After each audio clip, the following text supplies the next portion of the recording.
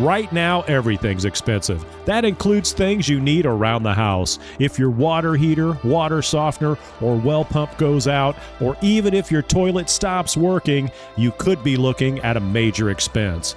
Don't let your next call to a plumber break the bank. Call John at Black Sheep Plumbing. John is a Hoosier lifer who takes pride in and stands behind his work. That's why all basic services and repairs with Black Sheep Plumbing come with a 2-year parts and labor guarantee, with water heaters having a 6-year parts and tank guarantee.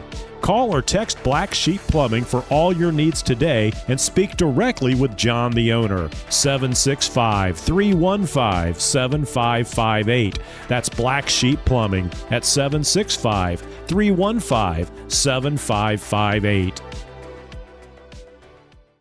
I paid for India your fake news. I paid for India your fake news.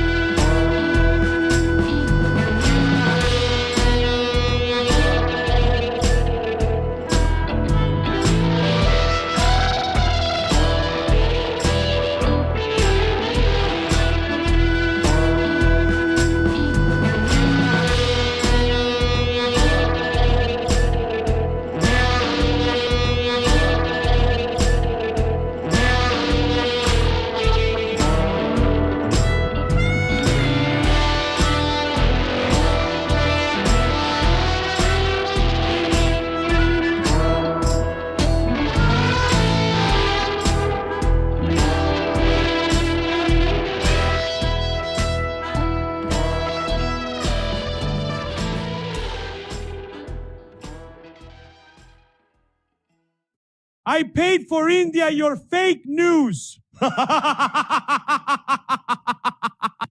I paid for India your fake news. Foremost, I am the chief election officer, and I'm the guy who enforces and runs our elections in the office, period. Period. Let me be that clear. And by the way, I raise that money. And by the way, when any of you will donate to me, like I give you an example. People say, who paid for your trip to India? I did. When any of you will pay for that, and then you can bring that up. If not, next time, you will bring that, then give me the check first. I didn't bring up India. But I did raise the money. In 2022, I did. And let me be that clear. When you donate to me, and then you can talk. When you donate to me, and then you can talk. When you donate to me, and then you can talk. Otherwise, you just lied right there. And secondly, I run the elections in the Secretary of State's office, period. And then you know what? I went to hire Dustin Renner, who works in the Bartholomew County office, to help me because he worked as in the county clerk's office in Bartholomew County. Let me be that clear. You see, we need to set the record straight because these people, they're trying to throw things to make me look bad. No one is going to walk over me again, ever again. I'm going to fight. I'm going to fight. I'm going to fight.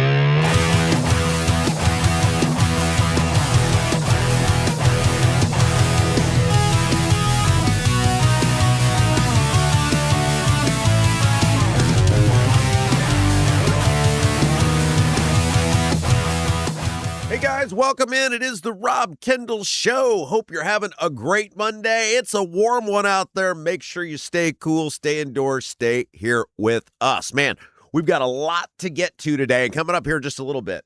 Look, this is a fascinating conversation. Is Beau Bayh too moderate for the new Democrat Party? Obviously, Beau Bayh, the Democrat candidate for Secretary of State, gives the Democrats, with all the money, the name, the infrastructure, definitely their best chance in well over a decade to win statewide office.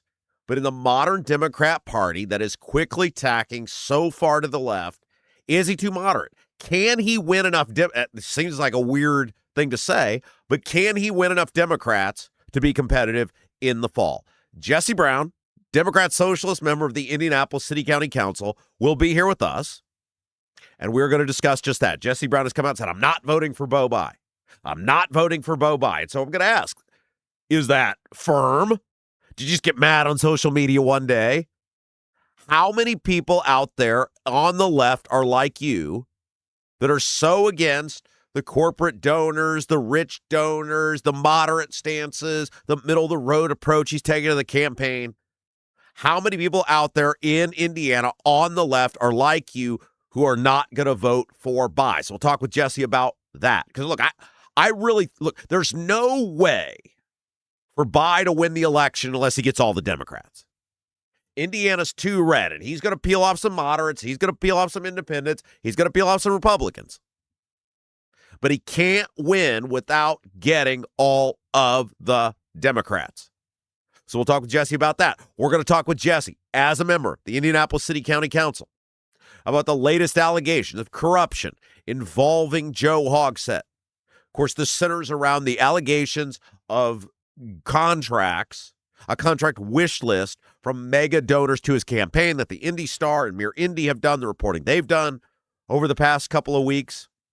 And we'll talk with Jesse about this proposal for the massive wheel tax increase on Marion County residents.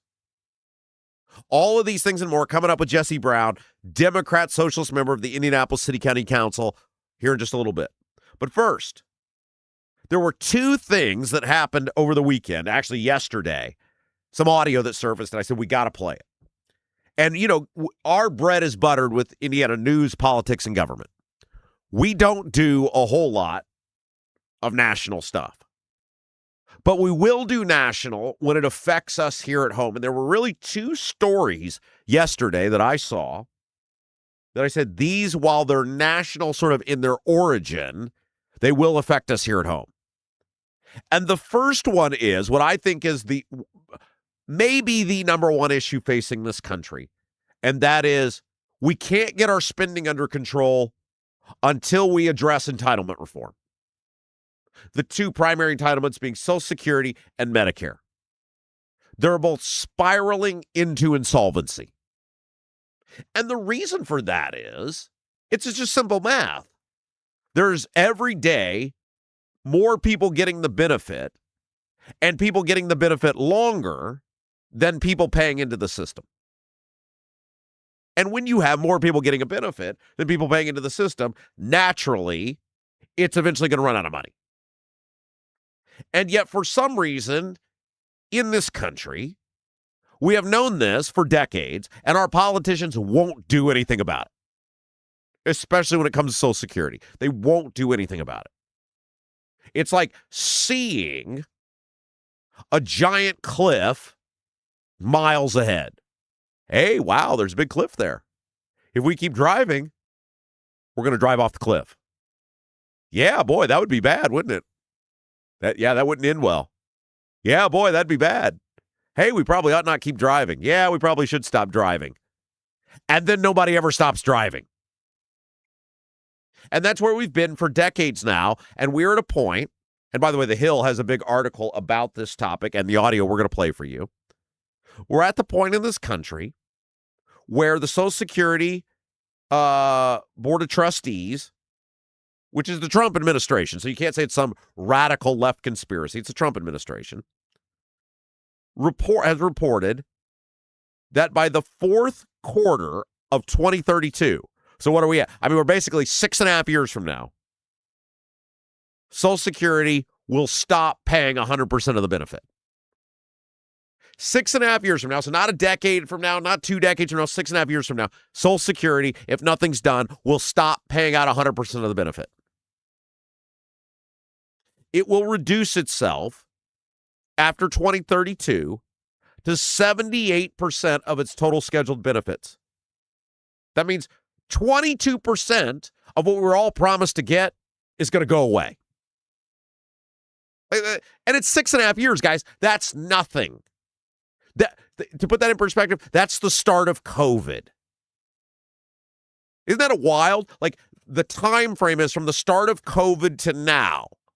When you fast forward that into the future, Social Security will stop paying 100% of the promised benefit.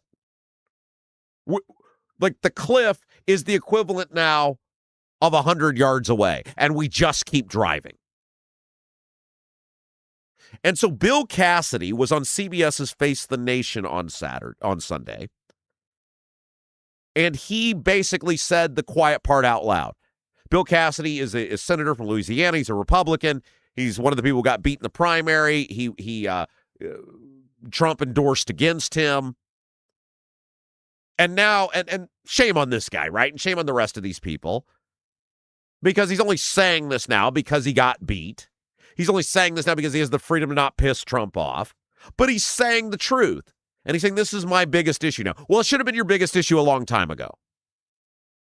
Our country is spiraling into insolvency as a country because we keep not paying for stuff. We keep printing money. We keep not addressing the issues. And Social Security,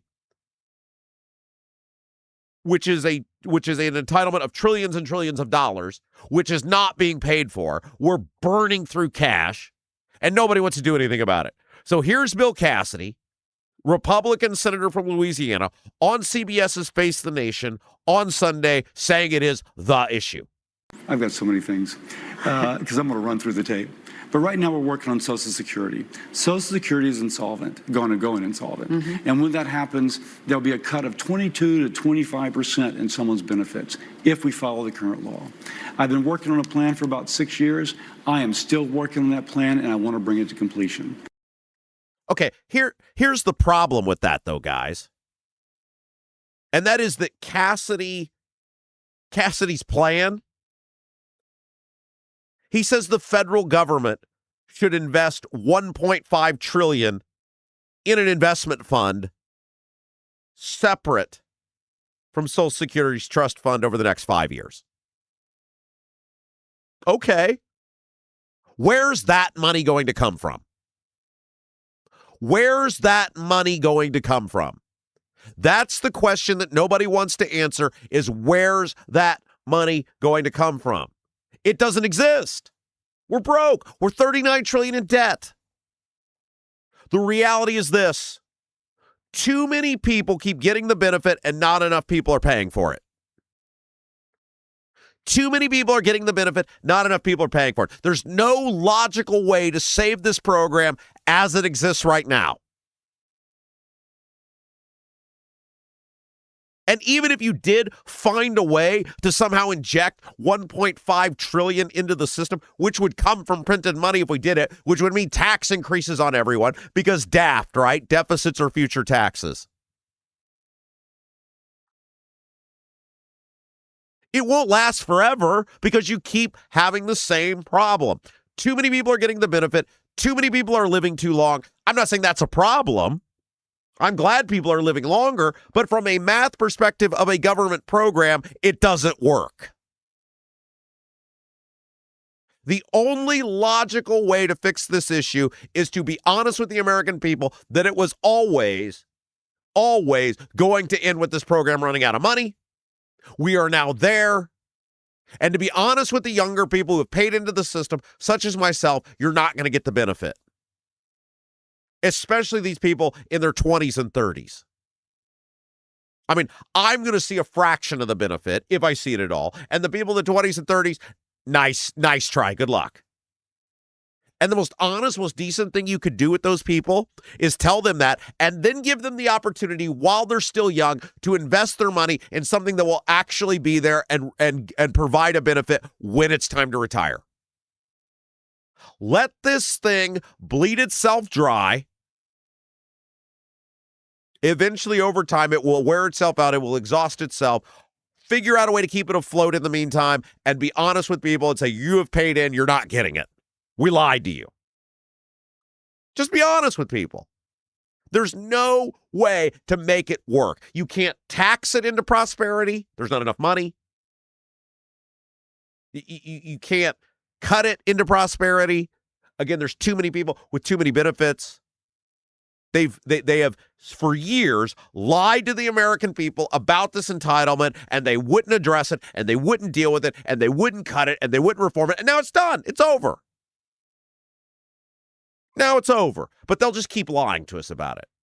Bill Cassidy's not going to do anything. The Republicans aren't going to do anything. The Democrats certainly aren't going to do anything if they get control again. It's done. It's over. The other issue that I wanted to address, and it was fitting, like I hadn't intended to do this, but it's fitting because we're going to have a Democrat socialist on with us next. Now, I've said this about Jesse Brown. I like Jesse Brown personally. We get along fine. Why? Because Jesse Brown is honest. And I actually think, while I think he's very naive in the people that he associates with and the harm these people can and in many cases intend to do, I don't think that's Jesse Brown. I think there's a whole bunch of idealistic, quote-unquote, Democrat socialists who are totally naive, probably willfully, to some of the just complete lunatics that they hang out with, that they associate with. I don't think that's Jesse Brown. I mean, I think that is Jesse Brown. I don't think he's one of the people who wants to do the harm. I've seen too many times where he's willing to actually take on and challenge the corrupt system on the side of the people. Who's one of the lone voices against the corruption of the Hogshead administration? It's Jesse Brown. Who's one of the lone voices speaking up against data centers and the harm that they will do? It's not the Republicans. It's not the Democrats. It's Jesse Brown. I think the guy has too good of a heart. Now, again, I think he's aligned with some super sketchy people that are the result of what they want to do in this country is hyper dangerous. But I don't think that's him. Now, that being said, the Democrat socialists are taking over this party.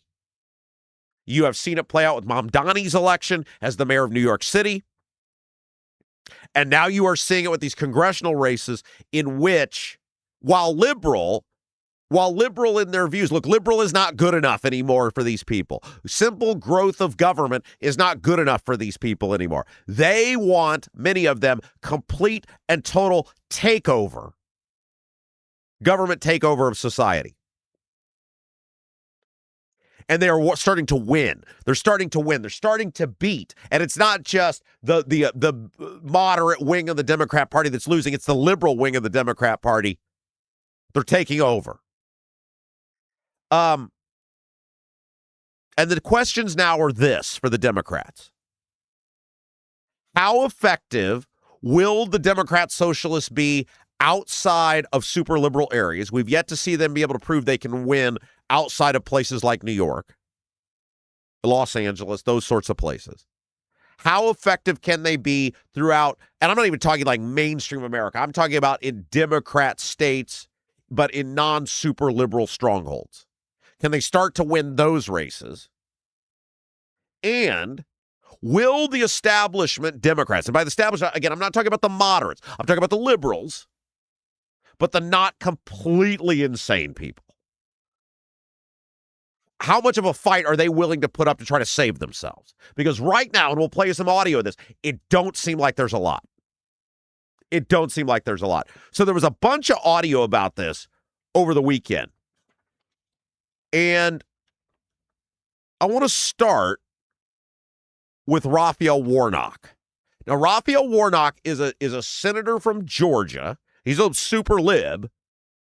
He's very liberal. And you're going to hear a theme here amongst a couple of these, both a senator and a U.S. rep. And it is they are petrified on what to do here. Because I'm sure they see the handwriting on the wall, right? The doctor has lost control of the monster. Dr. Frankenstein has lost control of the monster. We talked about this with people like Bill Maher a couple of years ago. Maher, you saw the pivot with Maher, especially in a post-first Trump presidency, where he started calling these people out. Even though people like Maher created the monster. Why? Because Maher knows he's a guy in his 60s who does funny observations of society. No place for that anymore. Not with the lefties. And now you're seeing it inside the political apparatus. So Raphael Warnock, who's super liberal, was on CNN with Jake Tapper. And listen to Tapper when Tapper questions him about the socialists taking over. Tapper does a pretty good job of laying out what they are. And then listen to how Warnock doesn't want any part of the conversation. Take a listen. Mamdani said those victories prove that the DSA has a durable movement. Among the positions that these candidates have advocated for are ending all support for Israel, ending prisons, ending police, no borders. Now, you've worked hard to be a progressive who can represent all of Georgia, all of a purple state. Are you worried at all about the impact that these positions of some DSA members could have on the Democratic Party's ability to win a majority in November?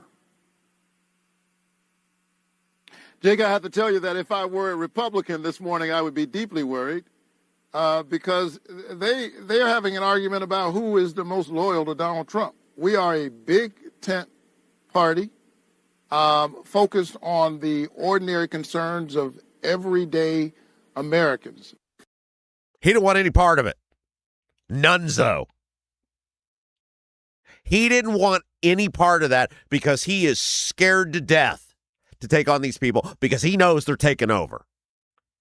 He knows they're taking over the party. That is a sitting U.S. senator who it's laid out directly to him who these people are, what they're doing, and what is his response? Well, Trump. You know when the pivot is well, Trump. And look, we've been very critical here, and this is the great thing about our show. We're equal opportunity offenders. We've been very critical of how the Republicans, too, on their side. The thought police. My wife and I were having this conversation this morning about the lack of free thought that is now allowed in the Republican Party. How if you question anything with Trump, you're out. But you know when the pivot becomes to, well, the Trump people. No. The question was about your people, Senator. He didn't want any part of it. Listen to this. This was from Fox News. So U.S. Representative Chris Auchincloss was on Fox News. He got asked about this woman who won the primary, was last week, 2 weeks ago. DAC is her name. You got AOC. They're calling this woman DAC. Daraliza Avila. And look, they'll say her name. It's too hard to even pronounce. They just call her DAC. In New York, beat an establishment Democrat left progressive. And they read this representative, Auchincloss, what Fetterman says about this woman, DAC. And again, this is Fetterman saying this. John Fetterman, Democrat senator of Pennsylvania, who is very liberal on a lot of stuff. Again, not some staunch conservative.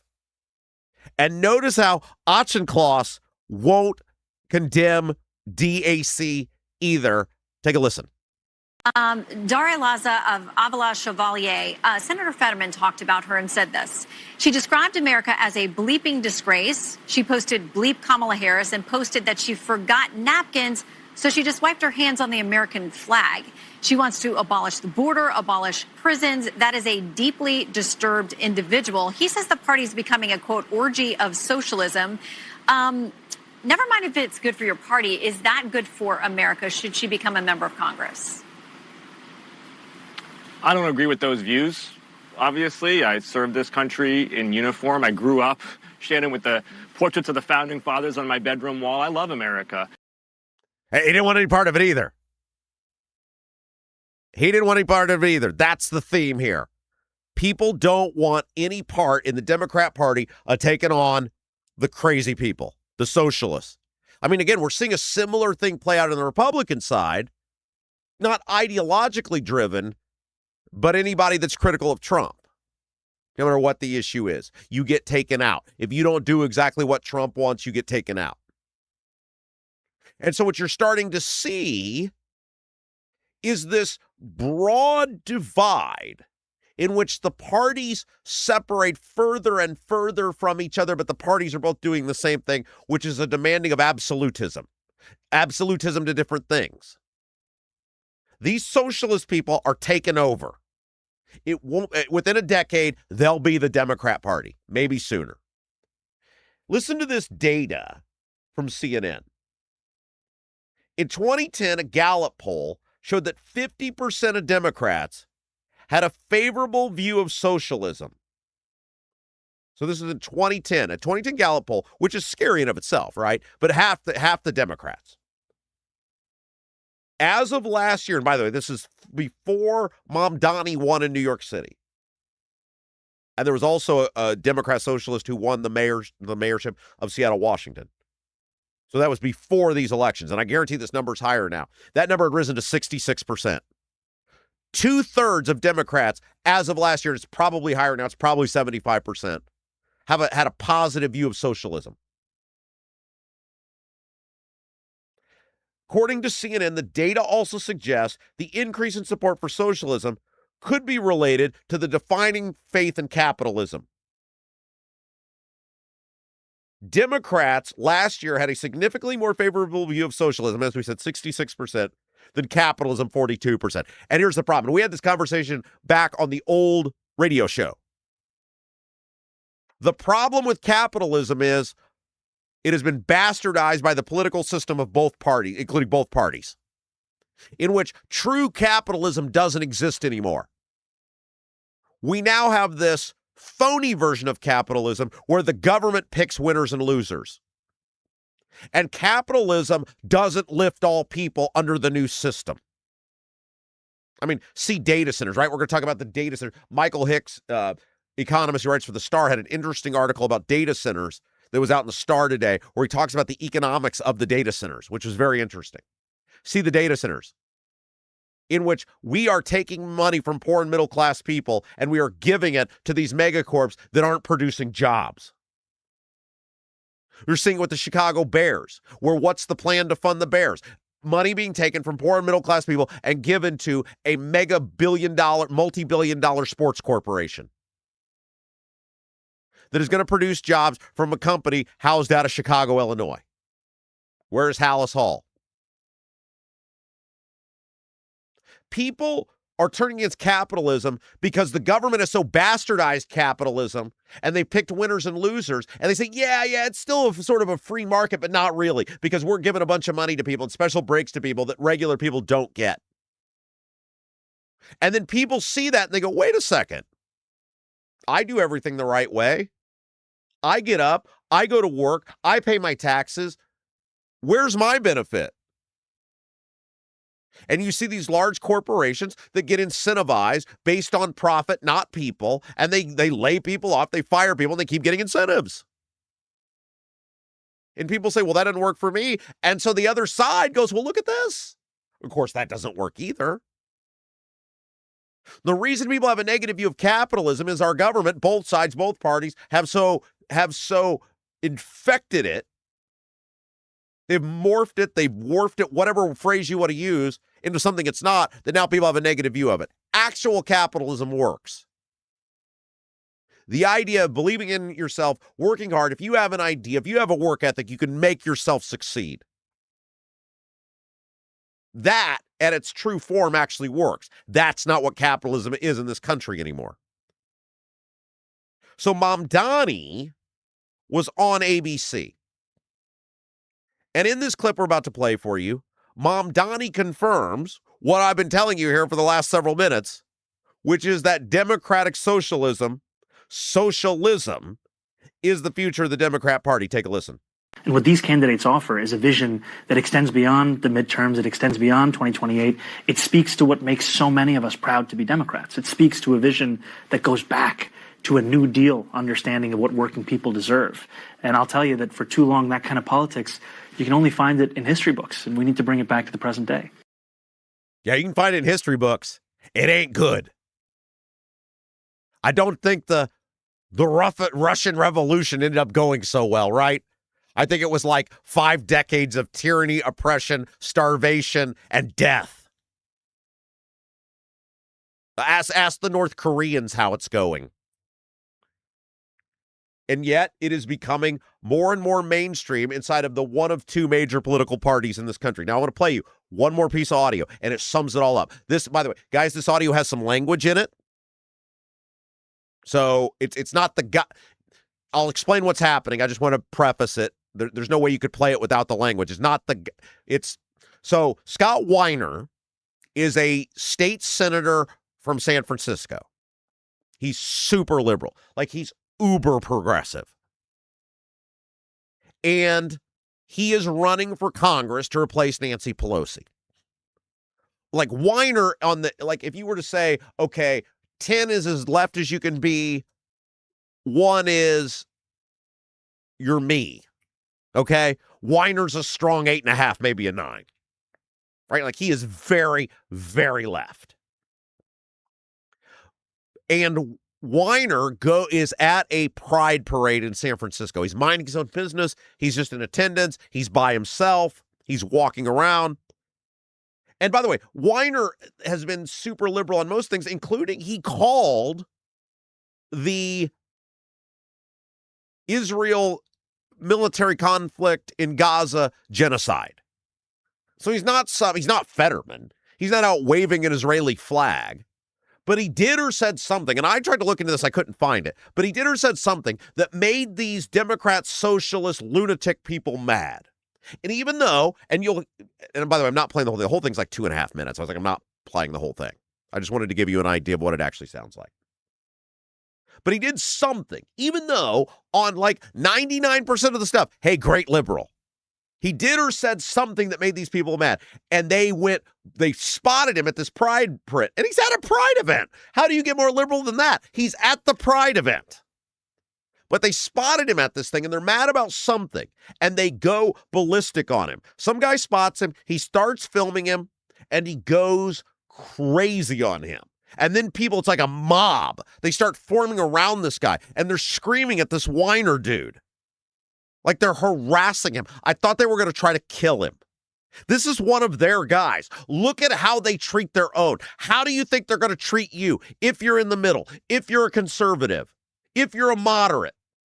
Like, everybody thinks this Democrat socialism stuff is some utopia. It's not.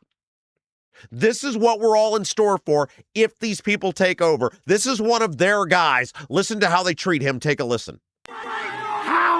How could you do this to San Francisco? How could someone like you do this to San Francisco? Scott, say something. Redeem yourself. Do something. Scott, I want to like the person who had such good legislation on trans rights. You're a piece of shit. We fucking hate Scott, you. I want to support someone who's so positive on trans rights, but you're a piece of shit on Gaza. How could you do that? How could you betray queers? How could you oppress people? You stopped being queer the moment you started supporting Israel, you piece of shit. Jason said it, and he's right. It's like a South Park episode. It's like something you'd see on South Park, but it's real. And you see this guy's face, and like you can tell. He's like, what have I done? And part of me's like, you get what you deserve. I mean, these are insane people. And we keep placating the insane people. By the way, a state senator, it doesn't matter what his view on quote-unquote Gaza is. He has no control over it whatsoever. I mean, that's nuts. But this is how they treat their own. This is what they do. But look, again, my wife and I were having this conversation this morning. Our side isn't totally there yet in the sense of they don't scream at you in public, but they totally ostracize you now. Look at what's happened to me. Our whole brand is we tell you the truth about both sides.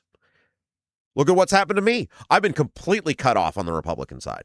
Fine, whatever. My life goes on. My views are like to the party platform. I mean, hell, they've now put get rid of property taxes in the party platform. You're welcome. And look at me. I get banned from Lincoln days. It's the progression, right? And this is how it started on the left too. It is happening on our side. But if you look at the Democrat socialists, that's who they are. This guy's an 8.5, a 9 on a 10 scale in terms of agreeing with these people on just about everything and on their side and the trans rights and all the stuff. And he said or did something or didn't do something in many cases, and that's how he gets treated. This is what's in store for this country if we don't wake up. And that's going to be everywhere. And those people are going to be everywhere. Hey, couple of housekeeping items. Guys, thank you to everyone who came out to our live show on Saturday. It was awesome. You guys were amazing. The crowd was great. Mad Hatter was thrilled to death. They invited us back. They're like, you want to come back in November? I said, well, I have to ask Jason. Probably. I'm fine. I don't know about Jason. He has to do a lot of work. But we're going to plan on doing another live show, hopefully in November. We'll get it all figured out throughout the summer, get back to you guys, and let you know what's going on with that when we know. But you guys were amazing. It was so great to meet everyone. The crowd was awesome. If you couldn't make it out, man, we hope to see you again the next time we do one because it was just a great show. It was so great to say thank you to everybody in person.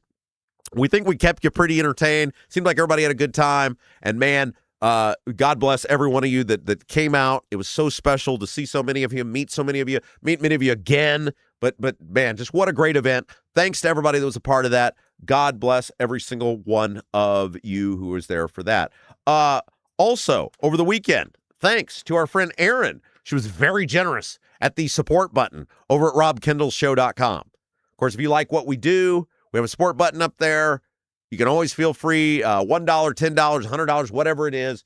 We appreciate the hundreds and hundreds of you who have helped us out. Keep the show going, keep it growing, keep it rolling. Jason ain't working for free.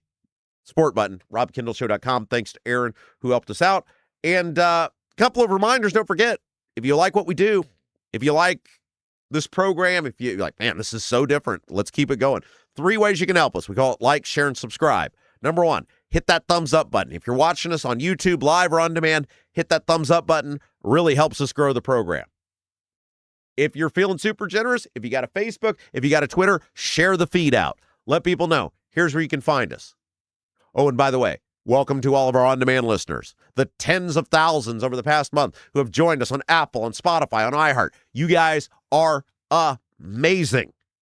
And we welcome you as well. We get really focused on our live show, but thanks to everybody who's joining us on demand as well.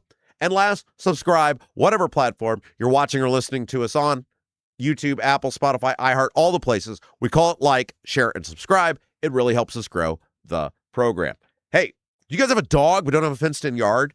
Your HOA won't allow a fence? Worried about having to watch your furry friend anytime you go outside? Avoid the blazing hot summers? We're there, baby. Right? We're there. You stepped outside, don't do it for long. And the freezing cold winters with All-American Dog Fence. All-American Dog Fence is the cost-effective, easy-to-use, in-ground fence system to keep your dog secure and keep giving you peace of mind anytime they're outside. All-American Dog Fence, Kelly and Jeff, they're the owners. They have 3 dogs themselves, and they so believed in the product that they bought the business.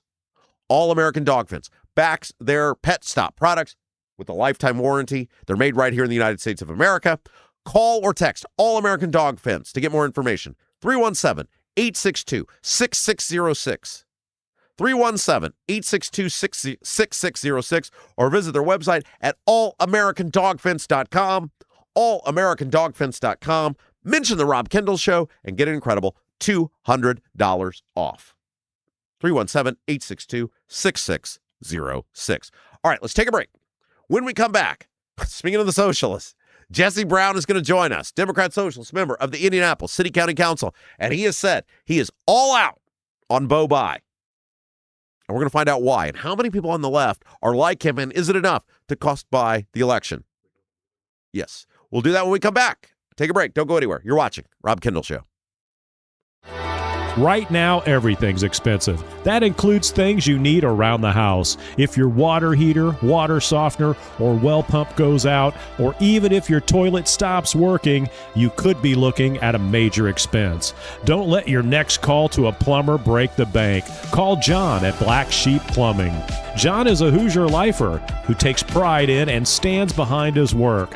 That's why all basic services and repairs with Black Sheep Plumbing come with a 2-year parts and labor guarantee. with water heaters having a 6-year parts and tank guarantee. Call or text Black Sheep Plumbing for all your needs today and speak directly with John, the owner. 765-315-7558. That's Black Sheep Plumbing at 765-315-7558. Did you know Honeysuckle Hill in Brazil offers more than just a fabulous made-from-scratch meal at the bistro? It also has an adjoining cottage, great for a perfect, relaxing weekend away with a scenic waterfront view. The cottage offers 3 bedrooms, 2 baths with spa-like tile showers, full kitchen, living room with fireplace, laundry facilities, and a full deck overlooking the lake. And Andy, one of the owners, delivers breakfast in a picnic basket at 8:30 each morning. Plan the perfect weekend away at the scenic Honeysuckle Hill property on the water in beautiful Brazil. Book today by visiting their website at honeysucklehillb.com. Are you seeing cracks in mortar, moisture working through walls, facade or structural failure beginning to surface? Bramwell Mackay sets the standard for exterior and structural building solutions. Our 40-year master masons and industry experts address moisture intrusion, failing foundations, masonry deterioration, and more. From preserving historic landmarks to addressing modern building envelope issues, Bramwell Mackay delivers full-spectrum service with white-glove professionalism. In Indianapolis, call 812-33-BRICK. 812-33-BRICK.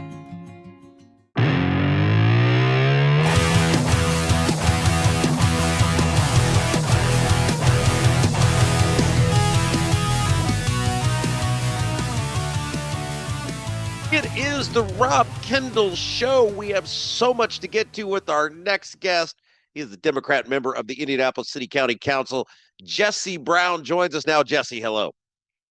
Hey, Rob. How's it going? Good to see you. Doing good. All right. So I got so much I got to ask you about. I want to start with the comments you made about Bayh, in which you essentially said, I'm not voting for the guy.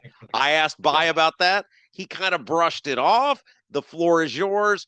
Why are you not voting for the Democrat nominee for Secretary of State? Oh, is he the Democratic nominee for Secretary of State? I was just curious because, I looked at his website. The word Democrat's not there. Looked at his social media. I call myself a Democrat on my social media. He doesn't. So I think that's really interesting that you call him the Democratic nominee. I'm mostly kidding, but that kind of gets to the heart of my beef with Bayh. And, I just want to be super fair and super clear to him as a human being. I've never met him. Never spoken to him, and so I don't have anything against him as a person. He's been in the military. I have not. So there's a lot that, he's been to law school. I have not, right? He's clerked for a judge. I have not. And so I'm not at all trying to condescend or act like he has nothing to offer or has done nothing with his life. Don't mean that at all. But he's a guy who was pretty much the definition of a silver spoon in his mouth. I listened to the song Fortunate Son, right? And I ain't no senator's son. He literally is, right, a senator's son, and that's not the position most Hoosiers have. That's fine. That's just where he's starting from, but where's he moving from there? Well, as I mentioned, he's seeming to shy away from even calling himself a Democrat. He went on Indy Star and said that he doesn't agree with every aspect of the Democratic Party platform. And so, people have told me that the reason we vote for this guy is not necessarily because of him as a guy. It's because think of what he could do for the Democratic Party and really help beat back the supermajority. I'm like, how are you building a party without saying its name? How are you building some kind of cohesive force if you can't enunciate it and if you're afraid to even use the word, right? I mean, maybe I'm wrong. You think he can win? Do you believe he can win in the fall? I mean, I think anything's possible. I think that certainly he's got more money than most Democratic nominees for a statewide race in a long time. And money obviously helps, right? Like you and I have both run elections before. It's not everything, but if you don't have a single dime, if you don't have 2 nickels to rub together, you are going to have a really hard time getting your message out there, especially because, billionaire-owned media companies are blasting messaging and there's TV ads saying that you're the most evil thing since sliced bread, right? So you're going to have to compete with money, and he's got that, and that's a good thing. I have issues with where he got some of it from, but it's still a good thing that he has money. What I haven't seen evidence of is volunteers and real passion from the base. Blythe Potter, on the other hand, seemed to have a lot of people who were not real political insiders, not people who've been involved for a long time, but just people who saw a need, were ready to roll their sleeves up and get to work, knocking on doors and talking to their neighbors. That's what it's going to take to win. Money can get your, very admittedly handsome, chin and jawline out in front of a bunch of voters, but, you have to actually be able to persuade them, and people they know are going to have a much easier time with that. So you're going to need the grassroots energy. I'm not saying it's impossible for him to get there, but I just haven't seen it yet. Jesse Brown is our guest. Okay, so there's a theory, right? Like, he may be 50% of what you want. You're going to get 0 with the other guy. So we take the 50, maybe we finally get a win, we build on that. Do those people have a point? I can see where they're coming from, and I think that's I would charitably say that's a reasonable argument. There's lots of progressives. There's even some socialists who have told me that that should be the way I think about it. And especially when you look at the role of the Secretary of State, right? I get that having inspectors at the offices is important. I get that winning a county for the Secretary of State means your party gets to be first on the ballot. And I know that does also make a difference as well. That's important. But here's the thing. I think the reason that Democrats keep losing in Indiana is because, like the typical right-wing question that they ask woke people, right, is what is a woman? So my question is, what is a Democrat? And what I've noticed is if you ask a right-winger that question, they will have an answer, right? Like there is a negative stereotype and connotation about what a Democrat is. They tax and spend, they want big government, they're in your wallet, they don't understand business. You know what I mean? Like we can all talk about those negative stereotypes about a Democrat. What are the positive ones? How does the party describe itself? We've mostly become a party of opposition. We complain about Trump, and I hate Trump, right? We complain about, all sorts of these different problems that the Republican supermajority is causing. And I know I'm in the right room. You also share a lot of those frustrations. And yet, those frustrations have not yet turned you into a Democrat. And I don't see that happening anytime soon. And so to me, it's not a winning message just to talk about how bad the Republicans are. Because again, Rob Kendall talks about that more than anybody I know. And yet he's certainly not about to be a big booster for the Democratic Party. So the issue is we have to figure out what we stand for and draw a line in the sand. And, what I've seen from party leaders is we're drawing a line in the sand about who's allowed in the party. And like people on my, extremist radical left are being pushed out. Grassroots people are being pushed out. Socialists are being pushed out. But we're not doing that with platforms and positions. So, we talk a big game about sexual harassment and abuse, but then we look at Joe Hogsett, we look at State Senator Greg Taylor, and those people still seem to manage to come to all the party events and nobody says a scant word to them. So what do we really stand for there? We talk about public education and teachers, but look at what's happening in Indianapolis under a Democratic mayor and a Democratic supermajority in the city county council. We're killing IPS right now. And Joe Hogsett's, adding fuel to the fire and laughing about it. So when we don't stand for anything, voters see that. And then they see, oh, you're taking money from the same people the Republicans are. They're just giving you less because they don't think you're going to win. And they smell defeat. And why would anybody vote for that? Do you think, what are you going to do this fall? Are you going to just leave it blank? Could you be won over? What are you going to do? I think that voting is a negotiation, right? It is one very small, tiny exercise of your power as a citizen of this country. And so I think that you should always be open to negotiate, right? You should never write somebody off so much that you're not willing to have a conversation, because then they have no incentive to try to win your vote. So although I can't imagine what Bayh could do to earn my vote. And for example, Ballard, speaking of destroying our public schools, worked with the Democratic supermajority and 2 Democratic mayors to help that happen even just last year. So he's also going to have a real uphill battle to try to win my vote.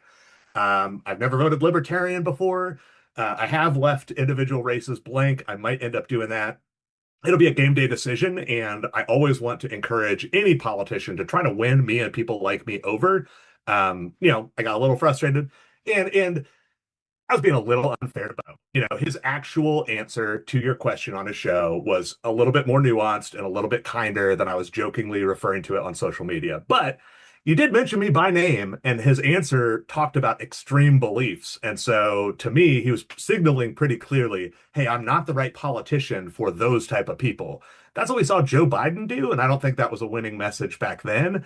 I think, ironically, when you ask Bo about Mark Rowan and taking money from this guy on the Gaza Board of Peace who's facilitating genocide, then he's quick to say, well, even though I don't agree with him, obviously we need a coalition. We need everybody to be involved. Seems strange to me that that wasn't the type of answer he gave about people with my style of beliefs, right? Can a left person win statewide office in Indiana? Or are you just like, hey, I'm content to lose unless I get the person that I want? People call me crazy, and I will admit, don't do your politics just based on vibes. You should have data, you should have evidence, and I've got very few data points on this. I'll admit that. But you look at who won outside of a Republican in Indiana in the last, it won the in the last century anyway, in the last since 2000. And especially since 2010, you look at Glenda Ritz, who, wasn't running on, she didn't have a hammer and sickle on any of her gear, but she was running a very grassroots, just common meat and potatoes economic for teachers campaign. She won. You look at Barack Obama, who I enthusiastically voted for, and then he disappointed the hell out of me. But the campaign he ran was about hope, change, and just making things better for people's regular lives. And you look at Bernie Sanders in the 2016 Democratic primary, where a ton of people got involved and voted for him who normally don't vote for Democrats. I know my stepdad is, blue collar, working class dude, used to run a construction company, worked at Kroger till he retired. And he was a Bernie to Trump voter, right? He voted Bernie in the primaries, and he got so disgusted with how the Democrats did Bernie that he ended up voting for Trump the first time. And then since then he changed his mind back. But there really are working class people. My stepdad would never call himself a socialist, but he if somebody's saying you're going to pay less for healthcare, you're going to bring home more money in your paycheck, and you'll get more services for the taxes you pay. That's a pretty winning deal, I think. The only reason that that's not in the Democratic Party platform is because big donors don't want it, right? So, even just this year at convention, we passed a resolution. It was unanimous, actually, saying we support Medicare for all. And yet, that's not in the Democratic Party's platform because they hid it behind closed doors, and the Central Committee has chosen not to abide by expressed will of the delegates. So even though the base wants this, the leadership thinks we can't touch that, it's toxic. Then we won't get all these donations from the health insurance companies. So how many guys are like you that are not going to pull the trigger for Bo Bayh? Are you an outlier, or are you like, hey, there's 10% like me? Like, what number do you think are like you? I think that the people who really want Bo Bayh to win are worried that there's a lot of people like me because, yes, I'm a city councilor. Yes, I'm a loudmouth. I'm so devilishly handsome, charismatic. I get it, but I'm just one guy. I'm sitting here from my home office in my house I bought in 2008 for $49,000. I'm not rich. I'm not powerful. I don't pay to advertise on social media or anything like that. And yet, me posting like I'm not going to vote for this guy got hundreds of comments and tons of people engaged. That seems like a really weird reaction to me if I'm just some weird outlier and my vote doesn't matter. So I think the actions of the establishment should show you that they at least think that there might be quite a few people like me. Okay, let's switch gears. Let's talk about the report that came out about Hogset, which appears to be basically pay for play, where there was this wish list from mega donors that was hand delivered to his administration. You were one of the first people, one of the loudest as usual, to come out and basically say, this is how the system works. The rich have a different government than the rest of us. Where are your colleagues at on this? Because it didn't seem very forceful, the opening salvo of response to it, which was basically proposed some sort of cooling off period. Yep. Where are you at? Where are they at? Well, you'll be shocked to hear this, just shocked, I'm sure. But the way I heard my colleagues had responded at all was when I read the IndyStar article. They didn't talk with me. They didn't talk to Republicans. They chose to circle up the wagons as a caucus and figure out what the least common denominator that they could do would be. And that's been their strategy, right? Again, that's the Democratic Party to a T. It's don't ever push out somebody powerful because they might take revenge against you. Only beat up on the little guy over and over again. And, I think in this case, when I knock doors, I talk to so many people who say, I think your politics are kind of crazy, but I respect that you've got guts. You actually are the only one who will stand up to this political corruption. And so I think I'd vote for you, even though I might also vote for Trump, even though I might also vote for, an Andrew Island, even though our districts don't overlap. And I think that there are a lot more people like that. I don't think many people really use political labels. But they know corruption when they see it, and they understand that they're getting screwed over to help protect big, rich donors. And nobody likes that. We don't have to tolerate that. And to me, it's just people being really, really blind to what regular folks are talking about and what regular folks want. You talk about the data centers, right? You talk about Hogset. It's like very, very clear how almost every regular person feels on these issues, but it's more important to appease the powerful than to just do what politically is like easy skeet shooting, right? Um, why? I mean, does Hogset have nudes of everybody? Like, why do they keep I mean, this appears to be, if the Star reporting is accurate, brazen pay for play. Why? Yeah. Why do they keep letting him get away with it? I can't for the life of me understand that. I've heard stories, and I'll do them the favor for now of not blowing them up by saying, who exactly I'm talking about. But certain counselor colleagues of mine have talked to me about having one-on-ones with Joe Hogsett saying, like, you've got to start treating us better or else. And Hogsett basically saying, nope, I don't. I'm actually going to continue treating you exactly like I am.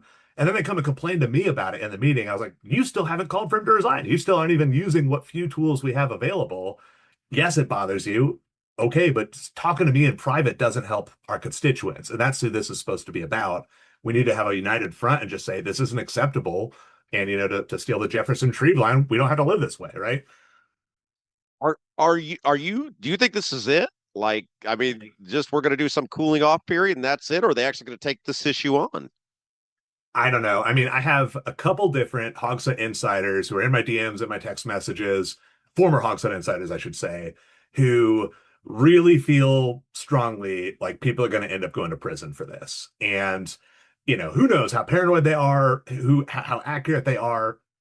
All I will note rather is that the Indy Star and Mirror Indy don't normally talk about possible violations of the law unless there's a lot of evidence that suggests they're not going to get sued for defamation for printing that, right? And so with how many mentions of potentially illegal behavior were in this most recent report, and if you look at like Hogset's weird red watery-eyed ambush response where he claimed it never happened, not that there was some excuse for it, but that it never happened, even though they had like evidence and documentation and witnesses about it.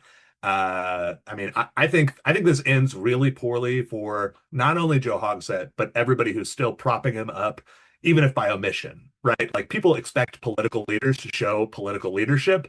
And, if it turns out to be that this ends up being a criminal trial before anybody actually could say, hey, ethically, this isn't the right thing to do, regardless of legality, I think you're going to look like an accomplice or like a patsy. And I don't see how voters reward that next year, All right, last thing, the wheel tax. You are in favor of the wheel tax, but you don't want to be in favor of the wheel tax. Josh Bain, your colleagues, came on our show and said, just cut 3% from the budget. We can do it. You say no. Tell us your position on the wheel tax. Sure. Okay. The way I describe it in a nutshell is this is political oppression from the Statehouse Republicans who are just stealing money from Marion County, which is a donor county, and then dictating the terms by which we can earn it back. So that already is BS on its face. I don't accept the framing. We need to fight back. That's the most important response we should have is hell no. But in the short term, unless we are ready to throw up the barricades and start the political revolution overnight, next year there's still going to be a Republican supermajority, or at least a majority, even in the best case, imagination of the Democrats. So we have to work with what we've got for now. And, there are things that I would cut from the city budget. I think that the IMPD budget is way too high, not because I hate cops and I want to abolish, the agency overnight. It's because we're paying for 300 officer positions that we know we can't fill. That's just, that's fear of what the public will say if the police budget goes down. But we can't spend the money on cops. We can't hire them. We've given them over a 100% raise since 2018, and we still can't get first-year recruits in the door. We've got to start spending money separately and addressing root causes of crime, or sending people to, like right now, police officers have to be the ones to enforce Airbnb violations. That's dumb. You don't need a badge and a gun to do that. We should make it so city authorities from another department can come do that. So there is money that we could squeeze from Hogset's budget. I'm not going to say there's not. The other thing is, as this Mirror Indy article mentions, contractors, right? So American Structure Point does almost all the stormwater work for the city.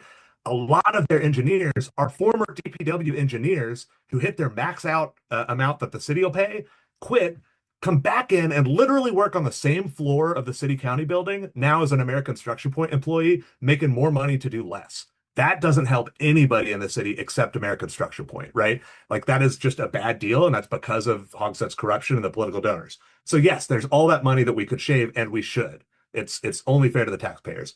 And the city is in horrible shape right now in terms of what we can afford to fund. I live on the Near East Side. People are like, oh, that's a poor neighborhood. You shouldn't expect all your pools in the parks to open every summer. I think that's ridiculous. But let's look at Som Park, which is in Nick Roberts' district, right? He was just posting about it and it made a bunch of news on Facebook. That park is not going to open its really nice pool facility this year. And the reason why is because the position posted for the pool manager is a $59,000 a year job that says you have to be available 24/7 to be in charge of everything. You have to have pool management maintenance experience, a 4-year degree. It's, who would work this job? It's been sitting empty, posted for a long time. Nobody's going to pay for it. Nobody's going to take that position because that's a ridiculous amount of work for almost no money. And the city can't afford to pay more for the job. So now everybody in the nice, rich neighborhood doesn't get a public pool. And so when we're already to that level, I don't think that there's $50 million this year of shavings that we can do to save money and meet the state match. And I think if you've driven around the roads, we cannot afford to let our roads keep getting worse rather than get that match. What does your button say? Button says, no data center here. I love that. Here's the thing, Brown. Yeah. I think you got some squirrely views, but I think you're by far the most honest guy. And I think you and I could team up on some stuff and have some real alliance, because I think you're one of the few guys with some integrity over there. Well, right back at you. I appreciate it. Jesse Brown, member of the Indianapolis City County Council. Thank you, my friend. All right. Thanks, Rob. See ya. All right. We'll take a break. We'll be back. You're watching Rob Kendall Show. Is your driveway showing signs of wear? Freeze-thaw cycles, road salt, environmental buildup like mold and dirt can all cause unsightly damage that can end up in an expensive repair. That's where Seal Now comes in. Seal Now are the clean, seal, and stain professionals that can help you protect your outdoor surfaces. Got a worn-out fence or deck? They can revive the look while providing long-term protection. Call today, 317-548-2002, or visit sealnow.com. Not only will you get a free estimate, but mention you heard about Seal Now on The Rob Kendall Show and receive 20% off any long-term sealing project. Is the inside of your house a total mess, like a complete dumpster fire? Call AJ's Picture Perfect Cleaning. When you walk into your house after using AJ's Picture Perfect Cleaning, you will see and smell the difference. They take great pride in their workers and treat your home like their own. All cleaners pass through a background check and drug screening. Call today and mention you heard about AJ's Picture Perfect Cleaning on The Rob Kendall Show, and you will get an incredible $50 off your first clean. AJ's Picture Perfect Cleaning serves all of Central Indiana. Book your appointment today by calling 317-530-8148. 317-530-8148.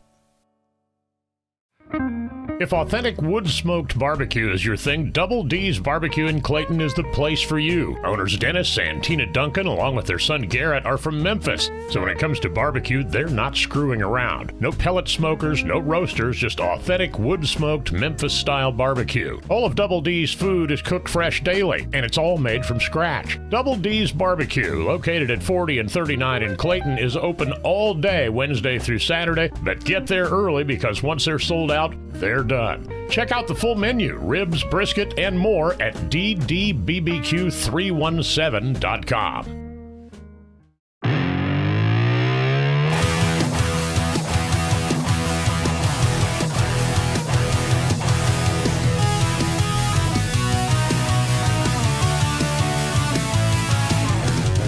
Hey guys, welcome back. It's the Rob Kendall Show. Indiana news, politics, and government you won't get anywhere else. Help us out. If you like what we're doing, hit that little thumbs up button.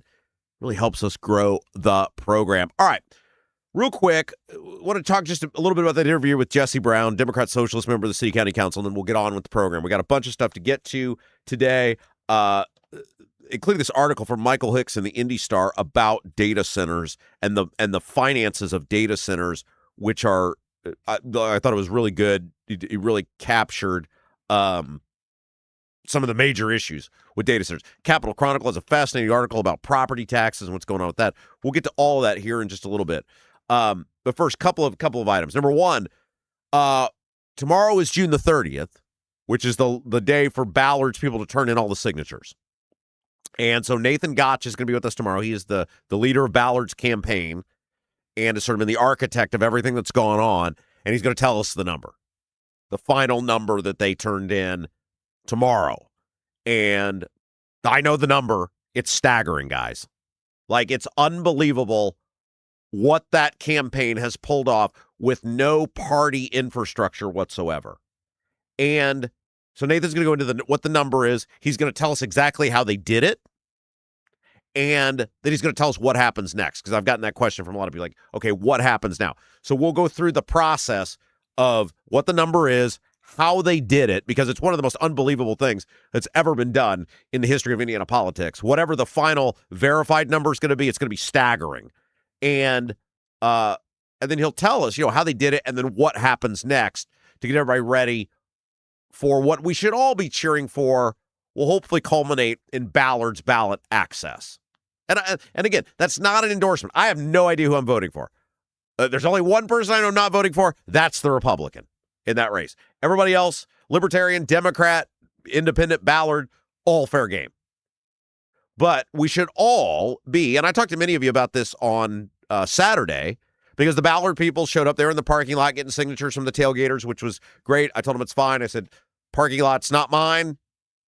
Do whatever you want to do. And I told you guys, I said, if you don't want to sign it, you tell those people bugger off. Don't feel like you got to sign it. But many of you did. Many of you had buttons on. We should all be cheering for people to succeed in being able to run for the government they're forced to fund. Whether you ultimately become a Ballard voter or not, you should be cheering for more people to have ballot access, because that's best for all of us. Every one of us should be able to run for the government we're forced to fund, and many of us can't. And hopefully Ballard being able to do it will shine a light on how difficult it is. And then hopefully maybe it will start a conversation that will will result in breaking down the barriers to access. Now, the other thing I tell people is this. If you vote for the Republican, and I'm not telling anybody to vote for, I'm out of that game. I'll tell you who I vote for ultimately when I make my choice, and I'll tell you why. But I will talk about the ramifications of voting for each person. And if you vote for the Republican, no more bitching about the Republican Party. None. Zero. You're in. If you vote for the Republican this fall, which is fine, it's your prerogative, do whatever you want to do. But no more bitching about the Republican abuse of the taxpayers if you vote for the Republican for Secretary of State this fall. None. Zero. Because this will be the opportunity for all the people who've done all the bitching over the years about, well, if there were only a viable third party, or if the Democrats would only put somebody normal up, or all the stuff, right? You're going to have that. In Bayh, the Democrat, you're going to have, look, everybody knows the guy ain't stopping as Secretary of State. He's not going to do anything radical. He's not going to do anything squirrely. And the bottom line is, in the office of Secretary of State, he can't anyway. He has no power other than that which is delineated to him by the General Assembly. It's part of why I've been so angry about Diego. The Republicans have had every opportunity, every legislative session to stop Diego, and they won't do it. They are Diego. I am he as you are me, and we are all together, said the great John Lennon. The Secretary of State can only do what the General Assembly, which is controlled by and will be controlled by Republicans, allows them to do. Even if he could, Bayh's not going to do anything crazy, because I think we all know he ain't stopping at Secretary of State. So you're going to have an option to vote for, as I heard from people say, well, if only the Democrats would get their act together. If only they nominate somebody normal. Well, here you go. Here's your chance. Mainstream, normal Democrat has pledged to support voter ID, stand behind voter ID. Like, you've heard nothing from Bayh, even if you might disagree with some of his views, that is super radical. Like, and it couldn't happen anyway. So there's that. In Ballard, for all these years, I've heard about, well, the third party just can't win. Third party can't raise money. Third party, no name ID, no infrastructure. Well, that's all gone, right? Greg Ballard will have huge name ID. He will have a ton of money and a ton of infrastructure, as I think he's proven with the signatures. So if you vote for the Republican this fall, You're on board with the team. There's no other option other than saying, I like what the Republicans are doing in Indiana. Because you have every option, every alternative, everything I've ever heard from people about why they just keep voting for these Republicans. I hate the Republicans, but, well, that's gone. And look, everybody squares their own thing.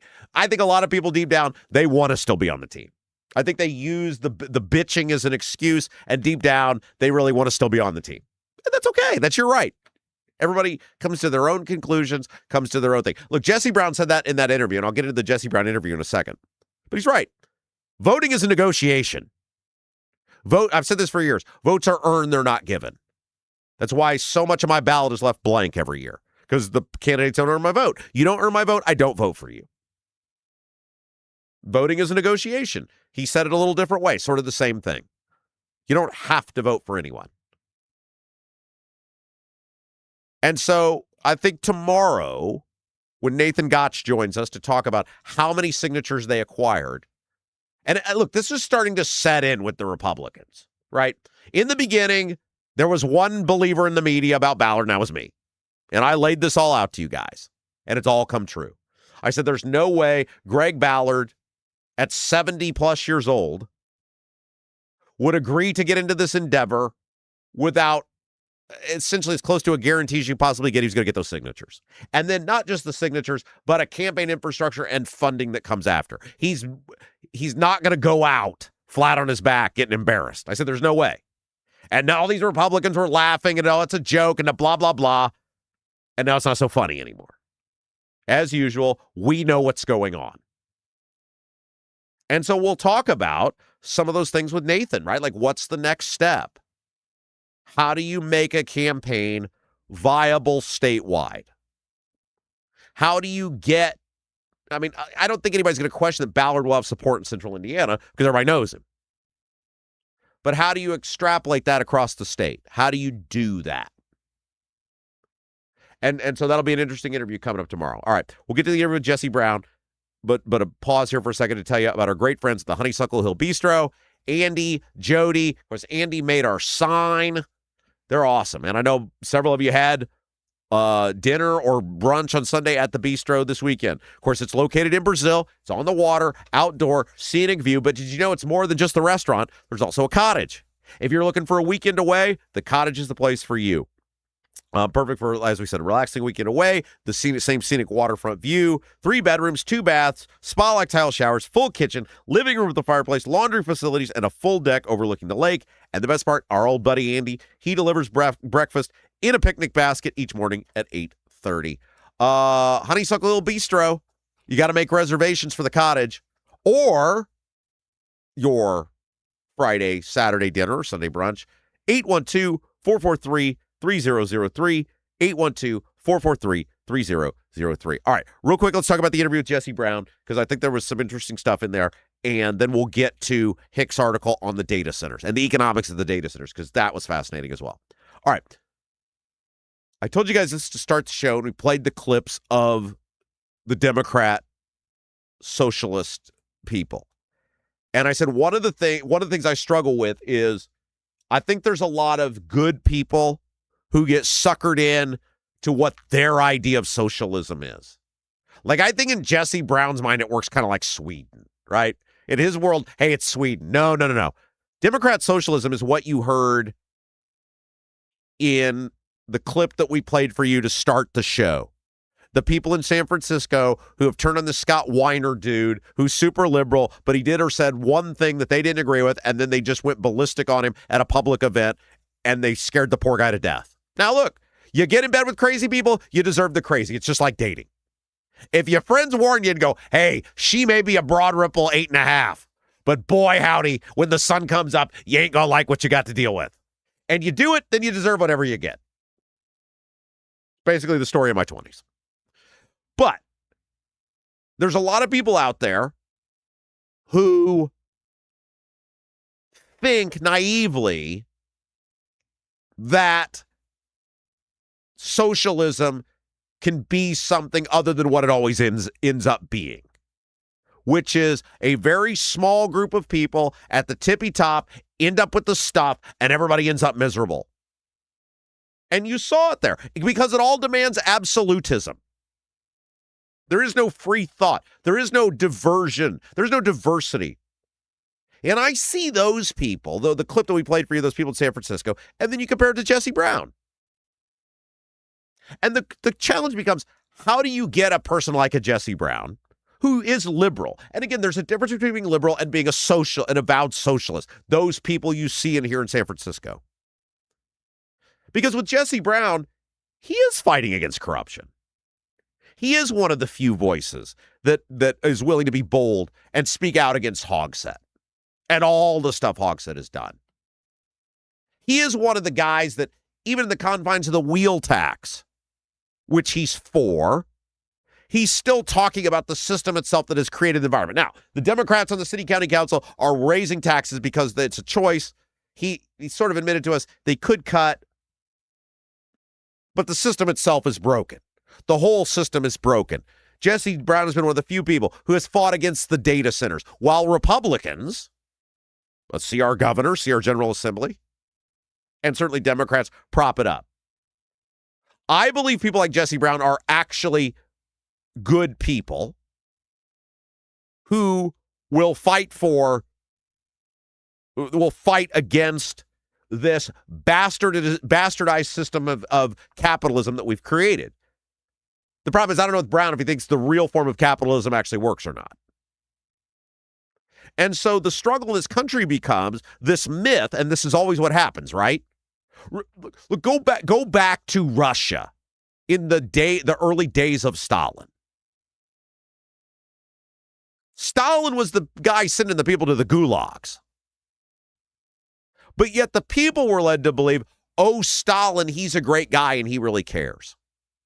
And there are these numerous accounts of people in the gulags who were sent there by Stalin with his direct consent, who were writing letters to Stalin saying, hey, this horrible thing has happened to me. Please help me get out of this predicament. If only you knew what was happening to me. And the reality was he knew. He totally knew. And so I don't know if you can square it anymore. That's the thing I struggle with. Are these people like a Jesse Brown? Are they still reachable to go, hey, man, you're a good guy. You actually care. You're liberal. That's okay. It's not for me, but that's okay. This other stuff you're a part of or you believe in, it can't be achieved. I don't know if the answer is yes anymore. I used to think it was. I don't know. Look, I think when you look at the Democrats, and I believe most Democrats will ultimately vote for Bayh. I think most Democrats recognize this is the shot. You're never going to get another opportunity like this. When you look at the perfect storm that's created with who Bayh is, the name, the money, he's not going to say anything stupid. He's not going to alienate a bunch of people. There's a lot of people who won't vote for him, but he's not going to alienate anybody. And then you couple it with Ballard being there with a viable campaign, pulling off a lot of Republicans, getting a lot of independents who default usually to Republican. You got a real shot. If the Democrats can't win with Bayh, they might as well pack it up as a party and form some alliance with Ballard's new party and create something else. I don't know. You can't. And see, this is where with the Jesse Brown, he's sort of with not the anger or the rage or whatever that we saw with the people in San Francisco. But it's like if Bayh gives you 50% of what you want compared to zero, and you've had zero for the past decade and a half, wouldn't you take the 50? Wouldn't you take the idea of, okay, now we have something to be excited about, something to be passionate about? Of course, Bayh is taking huge money from corporate, these corporate figures. Of course he is. Look at who his father is. That shouldn't surprise anyone. You can't win without it. In the confines of the current system where unlimited money is essentially available for politicians to collect, and you start with a 60-40 disadvantage to begin with, you can't win without it. He's got to have the money to run the statewide campaign. He's got to blanket all four corners of the state and central Indiana, which is a very expensive media market, with messages of who the Republicans are. He's got to peel people off. There's not enough Democrats to do it. And now that the Republicans have rid themselves of Diego Morales, pending whatever we find out about the Republican nominee, they feel like they're in a better position. Look, Bayh's going to have to run on the Republican corruption with Diego. He's going to have to. He's going to have to tie everybody together. I think that's the campaign he's going to run. And Ballard, to some extent, is going to have to do it too. But we've got to get past absolutism. Look, I'm as conservative as you can get, right? You can't, I don't think anybody's going to doubt my conservative bona fides. I have fully accepted I'm never going to get 100% of what I want. I'm pissed off because I don't get 20% of what I want. I look at what happened with property taxes. The original Braun plan, not what I wanted. But it was good enough to help the system, to solve the problem. And I said, okay, we'll go with that. That's an example of someone. Now, he screwed everybody, right? He stabbed everybody in the back. He chickened out. Baco, Braun always chickens out.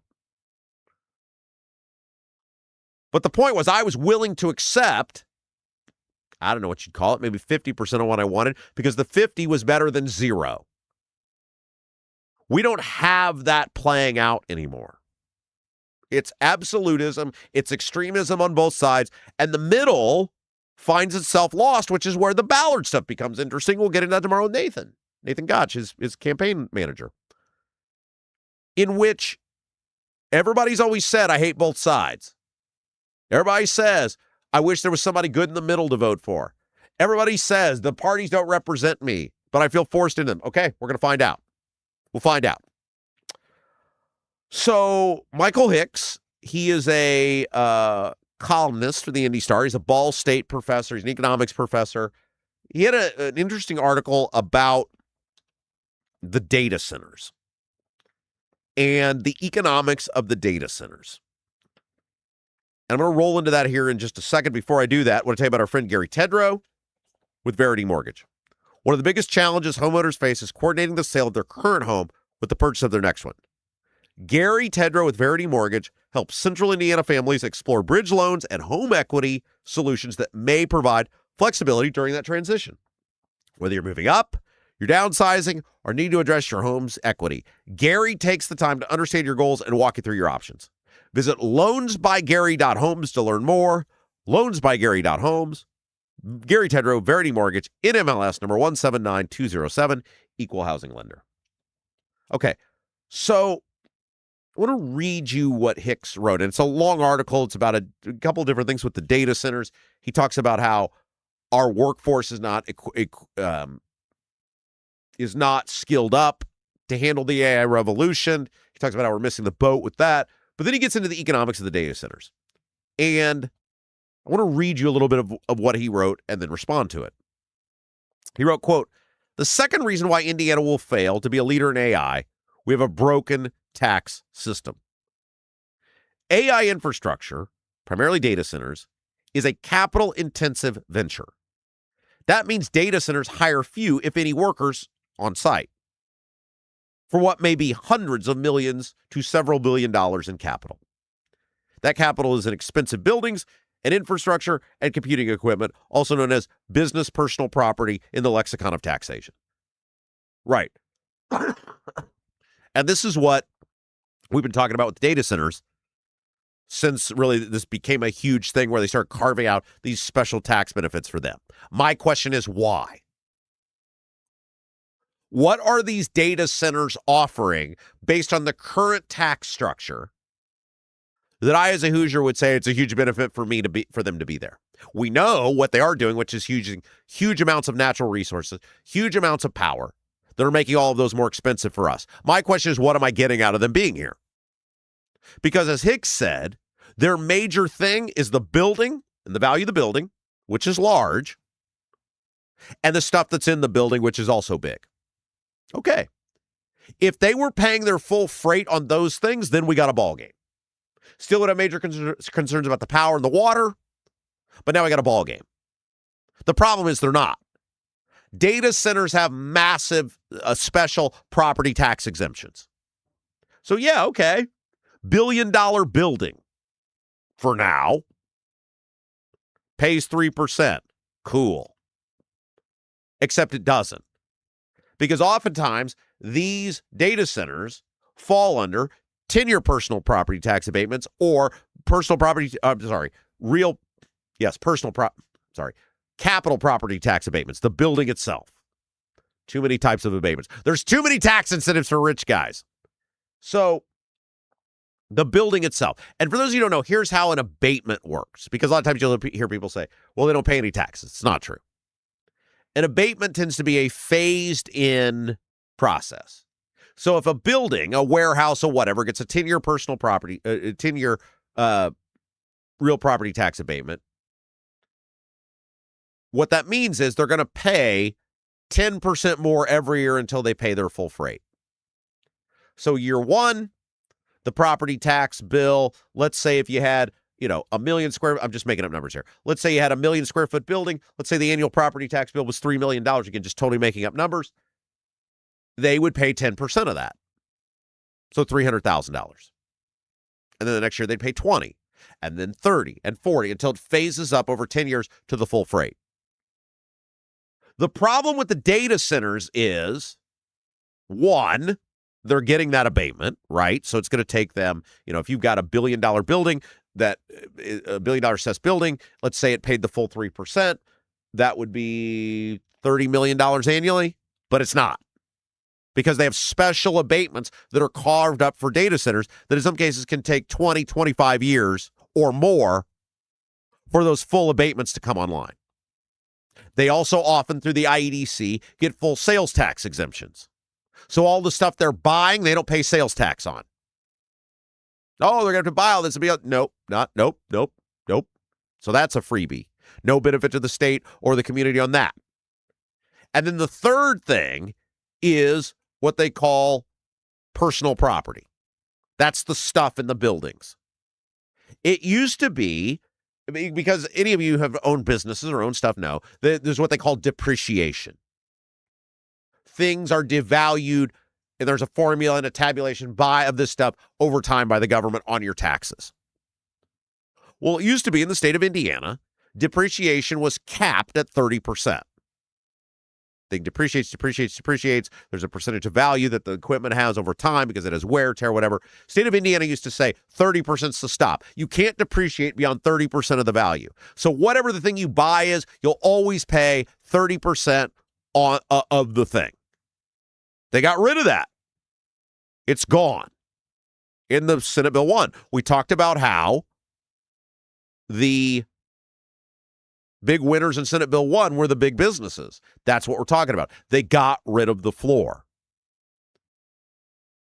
Hicks writes about just this in the piece. Last year, Indiana passed a personal property tax law that was a windfall to capital-intensive industries, particularly data centers. Senate Enrolled Act 1 eliminated the 30% floor on taxation of depreciated properties. So it just keeps going down. It goes down to nothing. This sounds like a wonky tax issue, he writes, but it isn't. And this is where you're getting screwed to subsidize the data centers.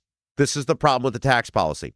If you buy a home, that home appreciates in value and you pay more in taxes on it each year, right? We're all finding that out. We're going to talk about, coming up next, this article from the Capitol Chronicle about property taxes and how much homeowners are paying. But if a business buys $1 billion of computers or expensive water cooling systems, it can depreciate the value of that equipment, typically over 8 years, and it pays lower taxes. How data centers, AI data centers, end up being such a great deal to taxpayers when it's all said and done is beyond me. Certainly in any sort of immediate future. They have the abatements on the buildings. So yeah, they pay some, but not anywhere close to all of what a normal business would pay in their obligated property tax requirements. Obligations. Okay, check that. They don't pay sales tax in many cases. It's 25. It's a 50-year sales tax exemption. Don't pay that. Check it off. Through the depreciation and the abatement often of real property, personal property, in the building, they're paying a fraction and eventually potentially zero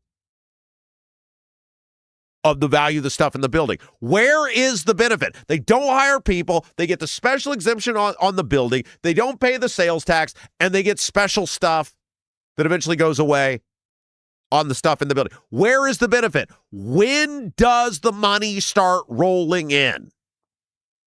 That's the question nobody can answer, and that's what Hicks writes out in the piece. He closes his piece. Hicks closes his piece by saying this: "That's a shame, because data centers should be welcomed additions in many parts of the state. But this badly designed tax system creates another AI casualty, the supporting businesses." That's right.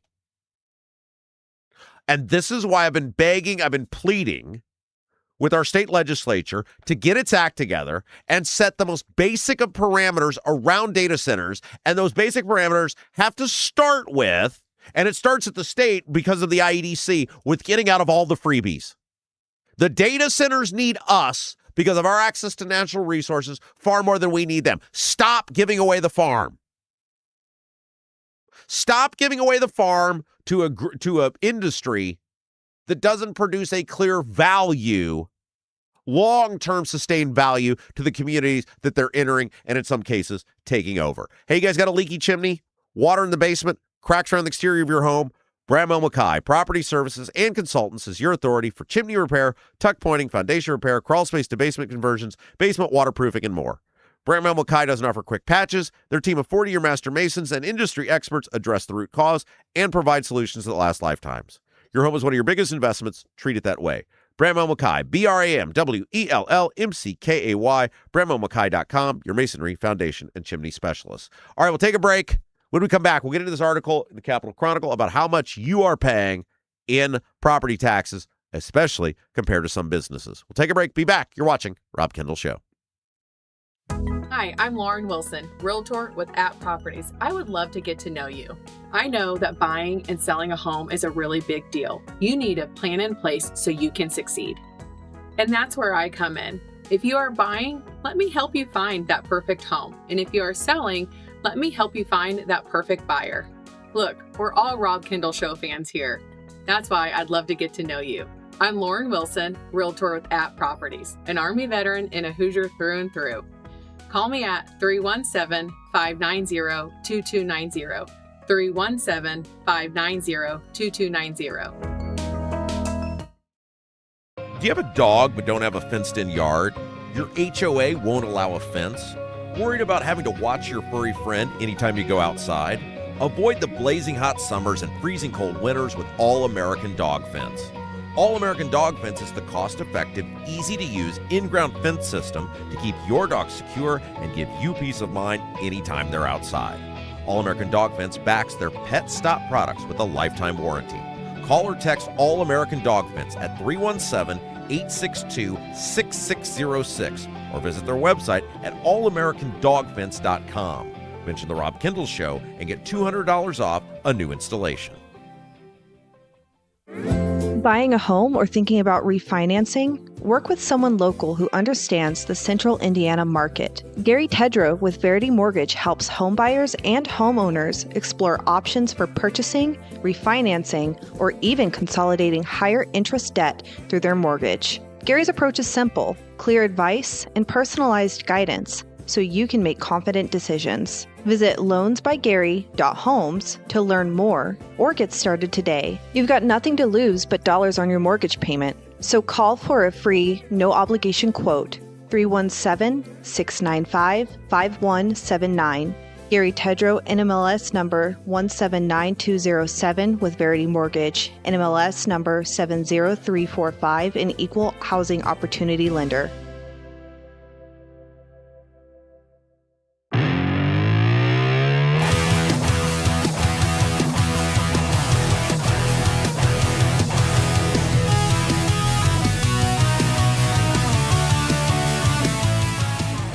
Hey guys, welcome back. It's the Rob Kendall Show. Thanks for joining us. Nobody does Indiana news, politics, and government like us. Hey, help us out. If you haven't done so yet, hit that little thumbs up button. I know it's like a broken record, right? But it really helps us grow the program.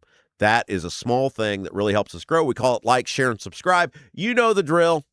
Help us out. Grow the program. Support buttons up at robkendallshow.com. You like what we do, you like the way we talk, you like things we talk about, you can support the show $1, $10, $10,000, whatever you're feeling generous enough to support us with. robkendallshow.com. Hit the support button and help us grow the program. Nobody's doing Indiana news, politics, and government like us. All right. Before we get to the article in the Capitol Chronicle about how much you are paying in property taxes, which is crazy. Let me tell you about our friend Lauren Wilson, realtor with Ad Properties. You know, buying or selling a home, one of the biggest investments you're ever going to make, one of the biggest choices you're ever going to make, and it is frickin' stressful. I get it. That's where Lauren Wilson comes in. She's local. She's a Hoosier lifer. She's a military vet. She's a huge fan of our show. She would love to get to work for you. Put Lauren Wilson to work for you. She wants to get to know you, set a game plan up, all the things that go into having a successful venture. It's not just about how much you can get for your current home. It's making sure you get in the right place that you're going to be happy for years to come. Lauren Wilson, realtor with Ad Properties, 317-590-2290, 317-590-2290. Okay.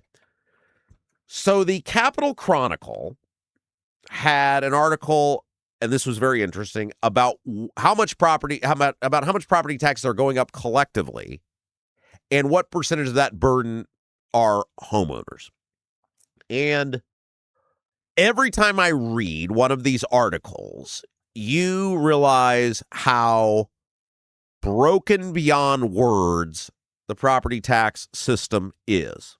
Now, when we go back to last year, well, really 2024, and Braun unveiled his property tax plan. Now, remember, these were the key tenets of the property tax plan. Number one, it was going to reset bills to 2021 levels. The second part, it was going to cap growth. There were two versions of the growth based on what your lot in life was. And then the third component was moving the referendums only to even years in general elections. And that was not the plan that I would have done. It was not the plan I would have come up with. But I said to myself, it will stop the bleeding for people. It would correct some of the issues, and it would stop the bleeding for people. Now, ultimately, and I told you guys this in the air at the time, the goal had to be get out of property taxes, because the system itself will never work. You can't be functioning in a system where the assessor can't tell you how they assessed your home, which I laid out to you guys. I'm currently going through. My neighbor has the house built the same year. Their lot is slightly bigger, and their house is slightly bigger. Their assessment went down 8,000. Mine went up, was it 12,000? I can't remember what the number was. But there's a huge difference of like $20,000 between our assessments.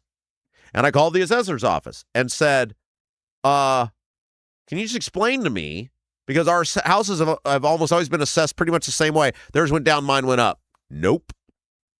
What do you mean, nope? You did it. Well, then you realize, of course, they didn't do it. They hired someone to do it. Well, could you forward me to someone? Is there like a manager I could speak to? Maybe they could tell me how the house got assessed differently. Nope, you'll need to appeal that. But wait a second. Isn't the appeals board just going to come back to you guys and ask you what you did? I'm trying to just save everybody a bunch of time here. Well, nope, you'll have to do that. And by the way, we think they can't formally tell you to do it, but they basically like, you should definitely do it. And I had conversations with numerous members of the audience at our live show on Saturday, and they all said the same thing. Like, they were going through similar things. You talked about your appeals and how you'd won and the different things you're going through now. And it's like, this system is broken. You can't fix it. You can't Band-Aid it. I mean, you can, like, stop the bleeding, the guzzling of blood after a gunshot wound, but you can't you've got to extract the bullet, right? You got to sew it up. You got to fix the person. And in this case, the person is mortally wounded. And yet we keep trying to tinker like, oh, we should exempt seniors. Oh, we need to exempt disabled vets. Oh, we need to do this or this deduction. Stop. The whole system is broken from its premise.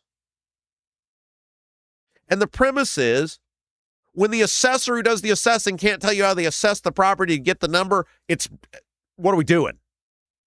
What are we doing? Then you couple it with the whole idea that your home goes up based on what some other guy sells his house for. Your home goes up based on what it would cost to replace it. It's insanity. And then you come to this. So the Capitol Chronicle did some digging on what they call gross assessed values for commercial, industrial, and residential property. And across the state of Indiana from 2025 to 2026, property taxes collectively, property assessments collectively rose about 10%. That's down from almost 20%, 24 to 25. So, bad news, assessments went up across the board about 10%, which means property taxes usually correlate, they correlate to that. But the good news is it was only half of what it was the year before. Residential structures grew in assessment about 7.3%. That's your home. So single-family homes, well, this is properties with residential structures, so it also includes rentals. But you get what I'm saying. Residential structures grew about 7.3% in 2026. That was lower than the 9.7% jump across all property types. So overall, almost 10%. Residential grew 7.3%. At a 1% cap, you can basically say, not quite because of these deductions and different things they put in there, but your property tax bills went up probably somewhere between 5 and 7%. Residential properties make up more than 3/4 of the assessed value in the state of Indiana. Residential properties make up more than 3/4 of all assessed value. And it comes back to what Hicks wrote in that column about data centers. There's all these tax benefits, all these deductions, all these depreciations for corporate business, while your home keeps elevating in value. So naturally, if the burden that the business is forced to pay, they keep getting deductions and depreciation, it keeps going down, your assessed value keeps going up, you're going to keep paying more while businesses pay less. I thought the sales pitch on the businesses was, look at all the taxes they're going to pay. That's the way I remember. When I was in local government, and that's how much this has changed, it's how much our state government, our Republican government, has become slaves to big corporations. Yes, men to big corporations. When I was in local government, the sales pitch to us as local government people was to incentivize corporations, big buildings. It was all about buildings, right? And I fought a lot of this because warehouses are bland, they're lifeless, they're dystopian, they don't create a welcoming environment for the community. So I fought for 3% commercial growth that was not the bland. Commercial growth with identity. But the big selling point was you got to get all these industrial things, all these commercial buildings, because they'll pay 3%, and they got the property in there, and that creates tax-based stability, which leaves you off of residential, moves you off of residential. Well, now we see, in the past decade since I left government, the businesses keep getting more and more tax breaks, more and more incentives, and you keep getting your bill elevated.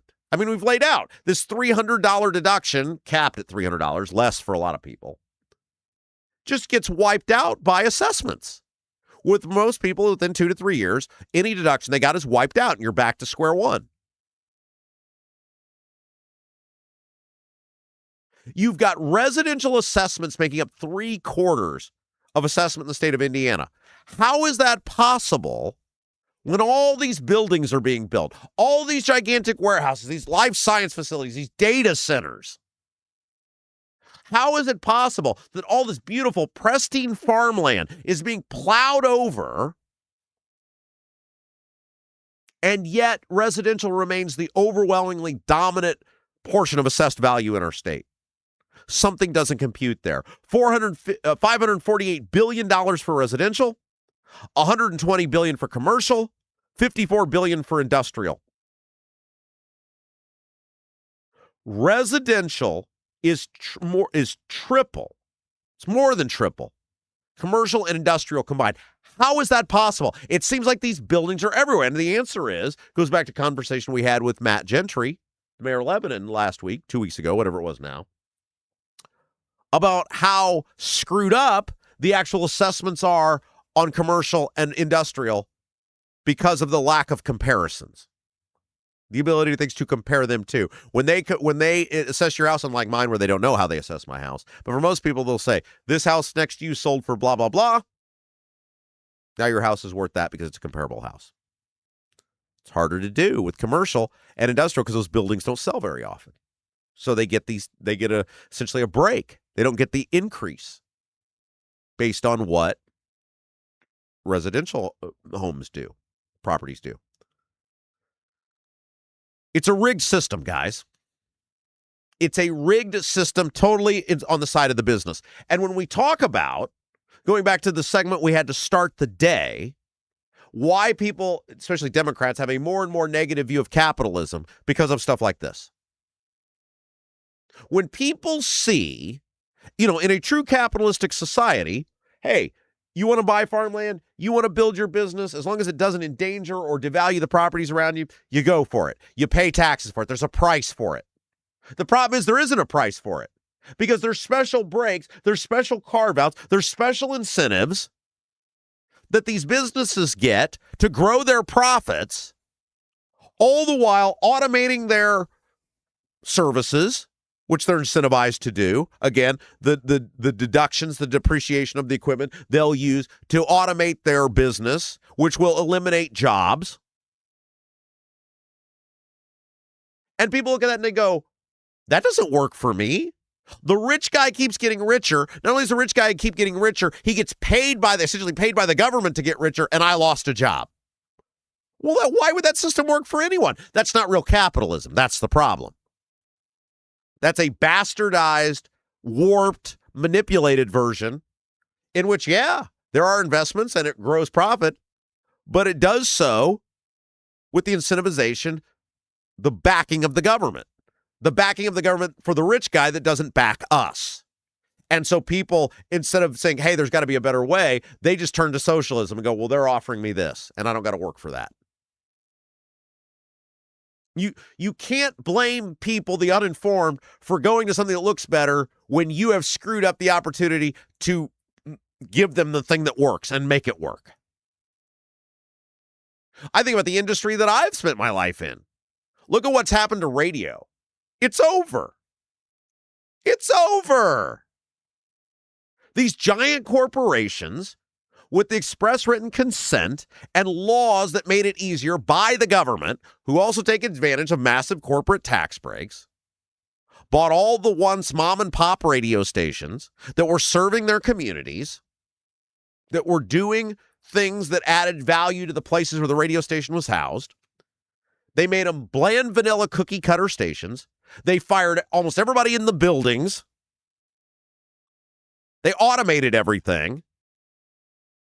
They put thousands and thousands of people out of work. It happens every year.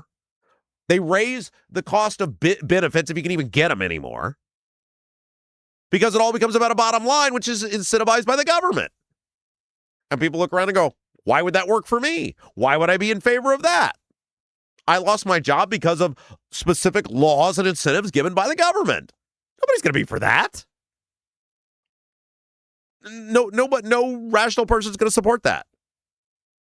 Now, obviously, we've laid out to you, radio will always be around. It's important. We hope we'll be back there soon. We're not telling you there's not a place for it or it doesn't matter. It certainly does. But you would be insane to think radio was what it was 20 years ago, that it has the impact that it once did, that it has the ability to employ people that it once did. That's crazy. These radio communities are ghost towns now. They're ghost towns. All of them.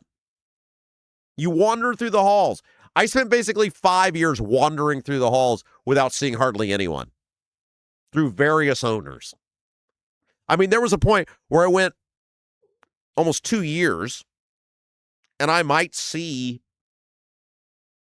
5, 6 people a day, maybe. I mean, that's not a thriving work environment. And TV's the same way. Look at what happened with RTV6. Guy buys the station. Y'all are out. Goodbye. Maybe I'll hire some of you back. Probably not for the same price. I mean, but pick any industry. For the most part, that's what's happened. And you see it here in the property tax game, in which these giant corporations that make a gajillion dollars that only exist to do one thing, keep making money. That's all, the whole reason they exist. Anytime you see one of those warehouses, think that. That warehouse isn't invested in the community. They went there for 2 reasons. I can tell you, I used to deal with them all the time. They went there for 2 reasons. 1, access to roads, generally. And 2, the incentive they got to put the thing there. And usually when you're dealing with any sort of logistics or the ability to move things or these giant warehouses, that's what they do, right? They're a housing base to move stuff, create and move stuff. What do? They want to think about financially what's the best give and what's the best access to the roadways to be able to move my stuff. They don't care about the community. They don't. Where I live, Warehouseburg could go under tomorrow. As long as the people have access to 74, they don't give a damn. What do they need? Reagan and 74. Thank you. Goodbye. Just don't shut down the Reagan. Don't shut down Northfield Drive. Don't shut down 74. Goodbye. I got asked, it was interesting at the live show. I got asked by we did the live chat. We do the YouTube chat at the end of every show. We did the live chat. And I got asked, I can't forget exactly how the question was asked, but it was something about, what do I miss most about the place I grew up? Because we talk a lot about this show, about the death and the destruction of communities of suburban Indiana. And I said, I miss the idea that every town had an identity. Because it did. You bastards in Carmel, when I was growing up, you rich bastards, we didn't like you, but we knew what you were. You had an identity. Every place, when you said I'm from, people immediately thought something about you. And you felt like you knew everyone in that place. You didn't actually know everybody, but you felt like you knew at least every face. You knew who you sat next to at the high school basketball games. You knew who you sat next to at the high school football games. You knew all the players on the team. And every business, it seemed like, had a vested interest in the community because they were known. And in order to thrive in the community, you had to be a decent member of the community. You had to be a respected person. You had to bring something of value to that community. That isn't the case anymore.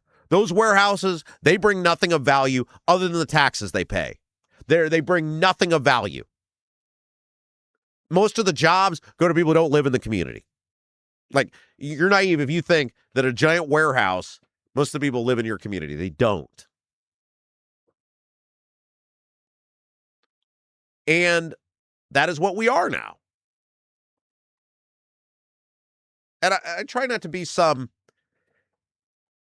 out of touch, irresponsible, nostalgic a-hole when I talk about these things, because I accept that growth is inevitable. Growth will happen. But none of it seems very good. None of it seems like, hey, the place is better off. And go through any community. Like, we made places nice for new people to come, rather than places that got better for the people who were there who made them nice places to begin with. Coming back to the property tax issue. Here's the question I keep asking, because here's the property tax increases by county in central Indiana. Boone, 17.7. Hendricks, 9.6. Morgan, 16.1. Johnson, 4.8. Shelby, 10.5. Hamilton, 9.1. Marion, 7.9. Some of the counties in central Indiana.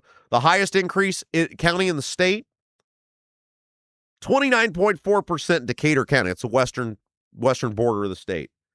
Lowest was 1.3 in northeast Indiana. It's all over the map, guys. There's no continuity to any of it. The system is broken beyond words. But here's the question I keep asking. Where did all the money go? There's been a 40% growth in residential assessments since 2022. 4 years. This is the question I ask every time some local government cries about the position they find themselves in with their revenue because of Senate Bill 1. Where did all that money go that you got over the past 5 or 6 years? What did you do with it? The answer, they spent it. It's gone. They didn't recognize, hey, this may not last forever. Hey, let's save it for a rainy day. Hey, the people are going to rise up and there'll be changes to this. Let's be responsible. They spent it. They spent it. In almost every case, the government, state and local, just plowed through all the money that came in during COVID. It's gone. It's out of here. Where did all the money go? That is the question everyone should be asking. How could any government, after all the money that flowed in during COVID, ever claim, state or local, that they're out of money? That they can't do the basics without raising your taxes? Hey, wanted to thank one of our fabulous sponsors of the live show, Double D's Barbecue. They were awesome. They couldn't be there on Saturday because of Rib Fest in Hendricks County, but man, did they step up and make the event amazing. Double D's Barbecue in Clayton. They're open Wednesday through Saturday. Each day has its own special. I know so many of you have been there. You just raved about the food, the atmosphere, the service. It is awesome. Like I said, located in Clayton, a little bit of a drive there on 40. It's right there at 40 and 39. They are outstanding. The owners, Dennis and Tina, along with their son Garrett, run the joint. It is amazing. Little bit of a trip. Totally worth the drive. Get the whole menu, ribs, brisket, and more at ddbbq317.com. ddbbq317.com. All right. Let's take a break. When we come back, interesting article from the Star about, those speed cameras? Speed cameras, they're 465, they're on the interstate. No, the ones that, like, if you do it, they take your picture. Is it flock? Whatever. You know what I'm talking about. You see the big sign that says, you're on camera. You go above 10 over the posted speed limit in the construction zone, you either get a letter or then a fine. We know how many letters have been sent out. We know how many violations there have been, and we know how much money has been confiscated by the government. I'm going to tell you about that when we come back. The numbers are fascinating. Nobody does local like us. Indiana news, politics, and government. You won't get anywhere else. We'll take a break. We'll be back. You're watching Rob Kendall Show. Hi, I'm Lauren Wilson, Realtor with App Properties. I would love to get to know you. I know that buying and selling a home is a really big deal. You need a plan in place so you can succeed. And that's where I come in. If you are buying, let me help you find that perfect home. And if you are selling, let me help you find that perfect buyer. Look, we're all Rob Kendall Show fans here. That's why I'd love to get to know you. I'm Lauren Wilson, Realtor with App Properties, an Army veteran and a Hoosier through and through. Call me at 317-590-2290. 317-590-2290. With a lakefront view in beautiful Brazil, the Honeysuckle Hill Bistro and Cottage is a little out of the way, but totally worth the trip. Down home, made from scratch food, just like the good old days at Grandma's. When you visit the Honeysuckle Hill Bistro and Cottage, you'll leave more at peace than when you came in. Open 5 to 8 for dinner on Friday and Saturday, and Sundays 11 to 1:30 for the buffet. You must experience the Honeysuckle Hill Bistro and Cottage. Call 812-443-3003. 812-443-3003. Are you seeing cracks in mortar, moisture working through walls, facade or structural failure beginning to surface? Bramwell Mackay sets the standard for exterior and structural building solutions. Our 40-year master masons and industry experts address moisture intrusion, failing foundations, masonry deterioration, and more. From preserving historic landmarks to addressing modern building envelope issues, Bramwell Mackay delivers full-spectrum service with white-glove professionalism. In Indianapolis, call 812-33-BRICK. 812-33-BRICK.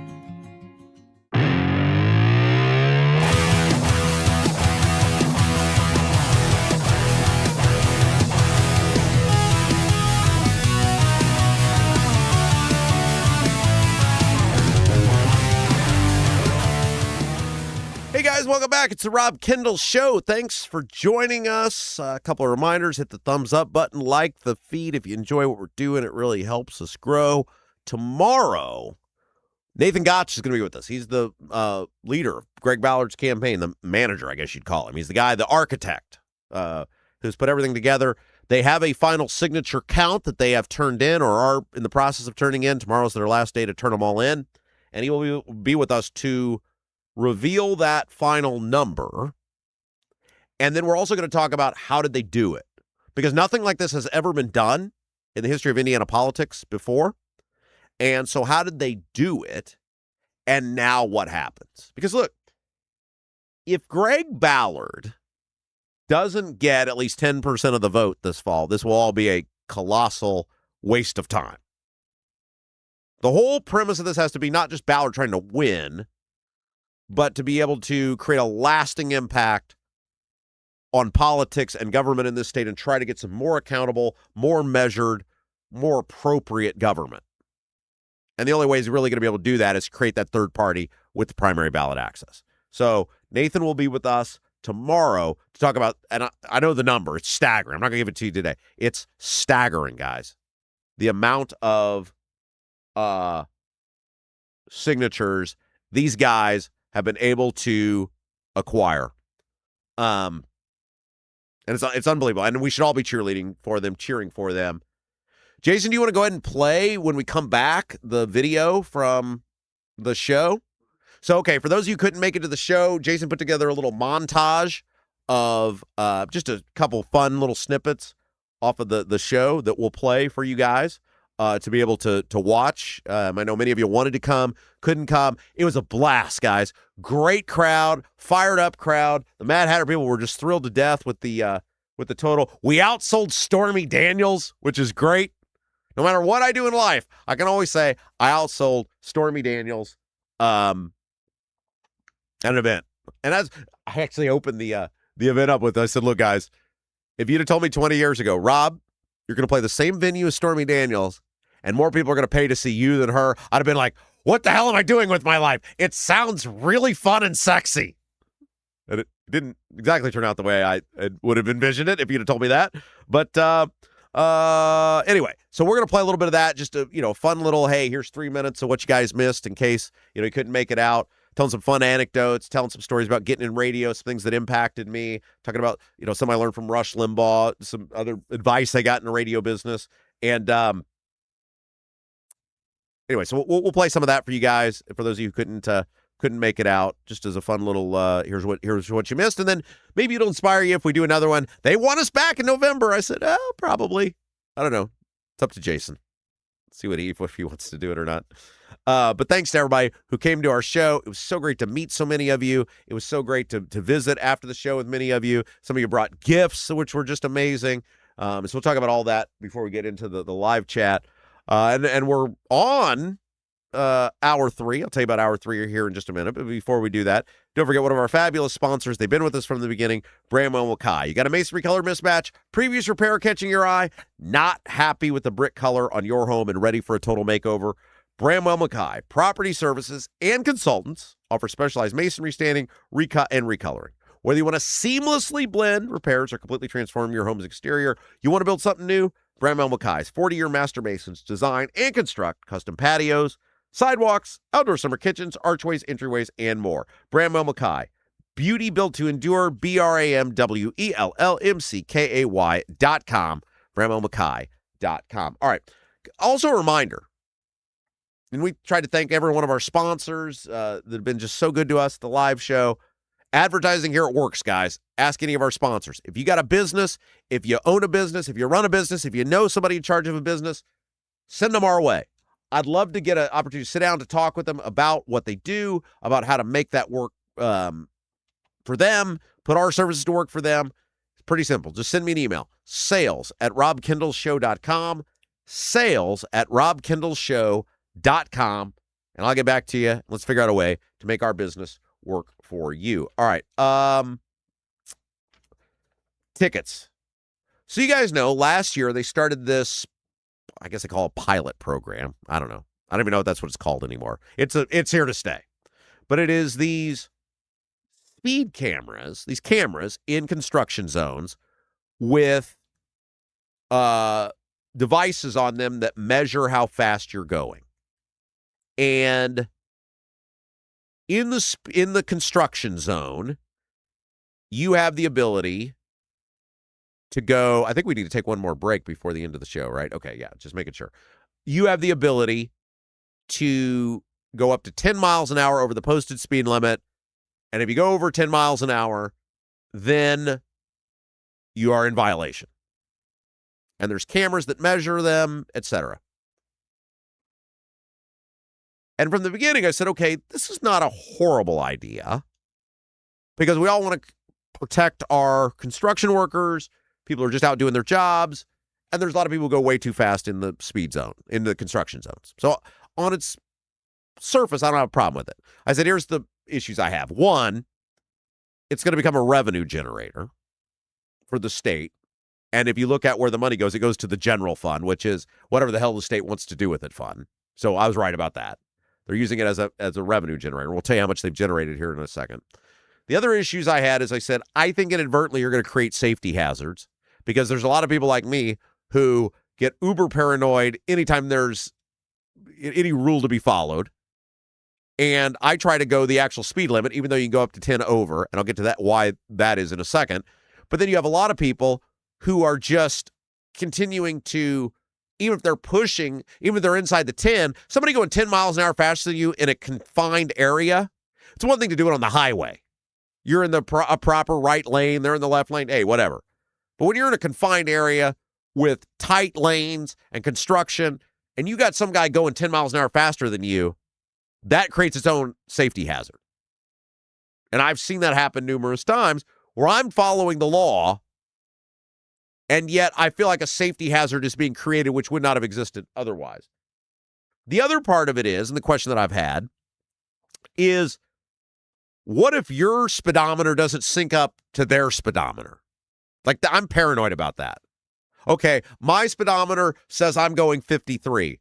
Well, what if yours says I'm going 56? And I'm going to tell you about a woman who has specifically been claimed to be a victim of that. So I try to never go anything more than 5 over whatever the limit is, even though you can go up to 10, because I'm like, what if theirs doesn't match mine? And again, then I feel like you create a safety hazard by the other people who are going the 10, and in a tight area, you're going slower. And I think it's just a mess. So the Star had an article. Those were my questions, my concerns when the thing began. They called it the first year of the safe zone. The state of Indiana doled out, according to the Star, nearly 278,000 speeding tickets just on the I-69, I-465 construction zone on the North Sea side of Indianapolis. That's one of them. There's multiple of these set up across the state. 278,000 speeding tickets. And the tickets have combined to earn the state more than $3.2 million. $3.2 million, 278,000 speeding tickets.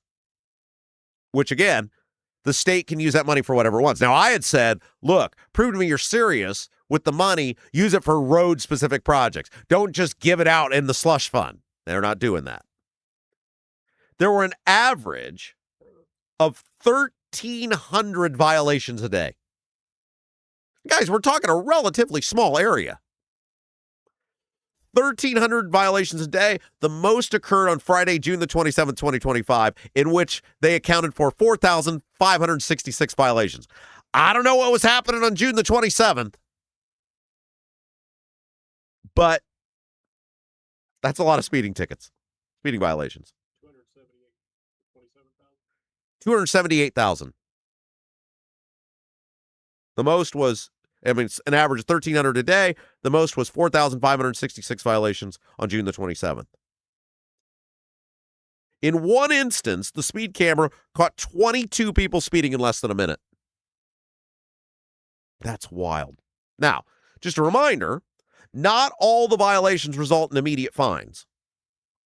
The first violation is a warning letter that gets sent to your house.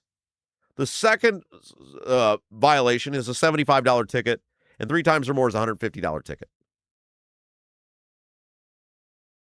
An INDOT spokesman, according to the Star, said just 13% of violations have fines attached, indicating, quote, the majority of drivers are slowing down after receiving the first warning. Okay, good. Now, they interviewed a couple people who drive that route regularly. And by the way, that thing is, how can Meridian Street never get fixed? Guys, for 25 years now, I've been driving up there, and that Meridian interchange, 31 Meridian, it's always under construction. It's always a nightmare. The answer is, of course, the growth is too irresponsible for them to be able to keep up. I mean, this is the dirty secret on why the roads can never properly get repaired, our major roads. The growth is too great. These suburban communities have put too many people in there, and you can't create enough infrastructure. It doesn't exist. Even if you had infinite money, you couldn't build it fast enough. So that's always a nightmare to drive anyway. You put the idea of people being paranoid about being watched 24/7 and they drive slower, it's even worse. So they interviewed a couple of people who regularly make that drive, and here's what they said.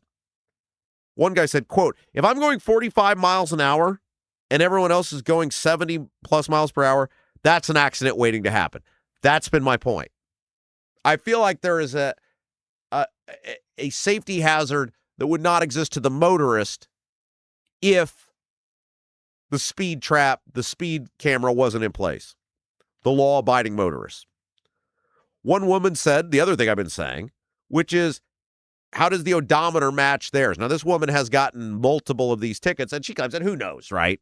Who knows? But I just thought it was interesting because I've said that from the beginning, if she's actually being honest when she says this. But she was interviewed by the Star, and she said she sets her cruise control to 55 miles an hour within the range INDOT said would not result in a ticket. But she's gotten, she claims, 2 violation letters in the mail. So it comes back to, how far off are their speed cameras to my speedometer? And they asked this woman about whether she would object to the fine if she got a third, because now it's a $150 fine. And her answer was, quote, I was just like, is this worth my time? Absolutely not. Paying the $75 fine. And so I wonder how many of these, if they got challenged, would actually hold up in court. I've heard from several law enforcement people who said they don't think they would. Now, they're not attorneys, right? Consult your trained legal professional. But I've heard from multiple people in the law enforcement community who have said they don't believe a lot of these would hold up if they got challenged in a court of law. But for a lot of people, it's like, screw it. Is it really worth my time to fight this thing? Is the principle of it and the effort and the no guarantee that you're even going to win, is it really actually worth the effort to go to fighting the thing? So these speed cameras, they are catching a lot of people. They are generating a hell of a lot of money.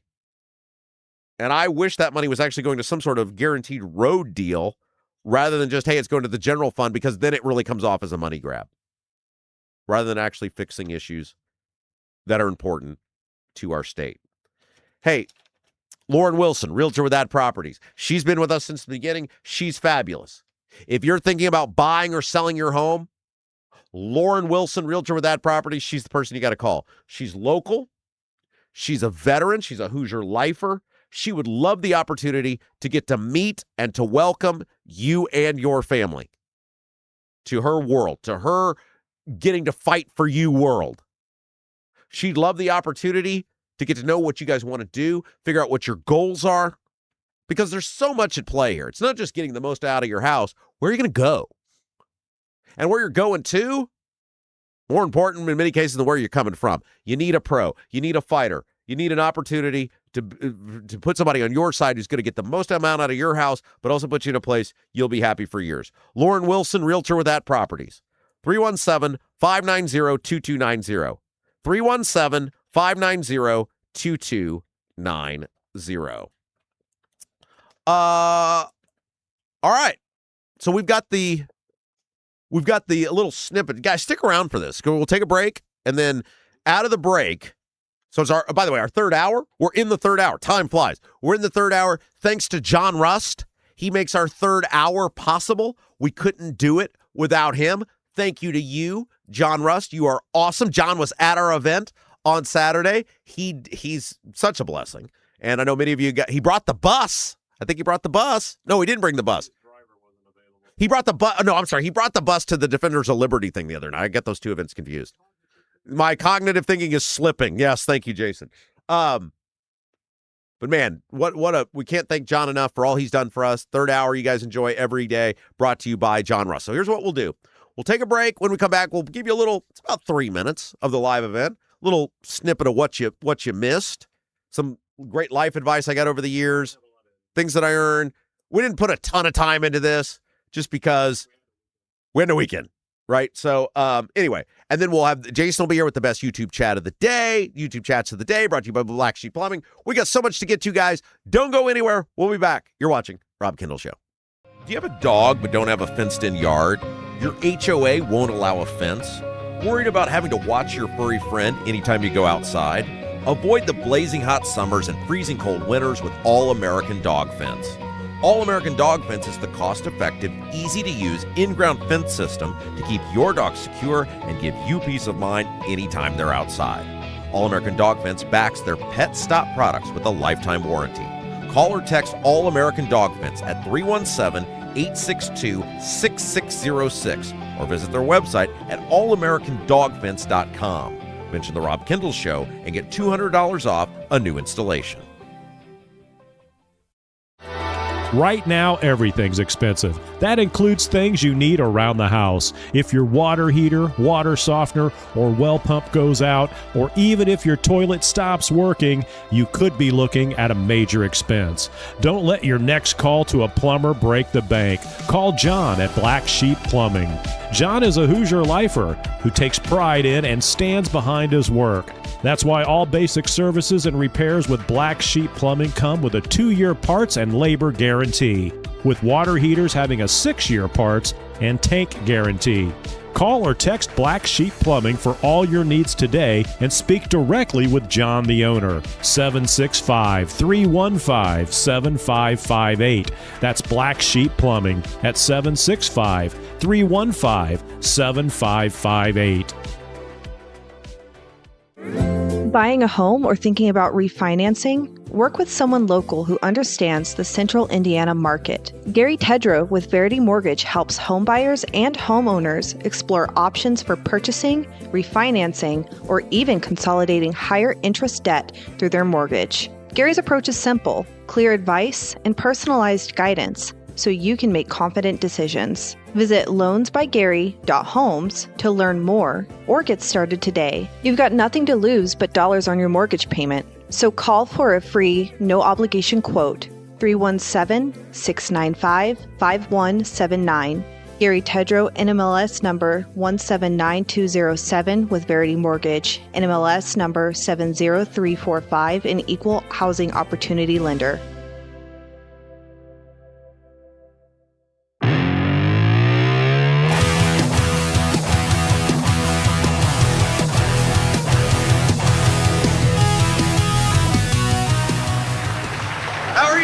Doing tonight? Thank you for being here as we celebrate you, the fabulous, amazing, awesome audience of the Rob Kendall Show. Which, if you haven't done so yet, please like, share, and subscribe.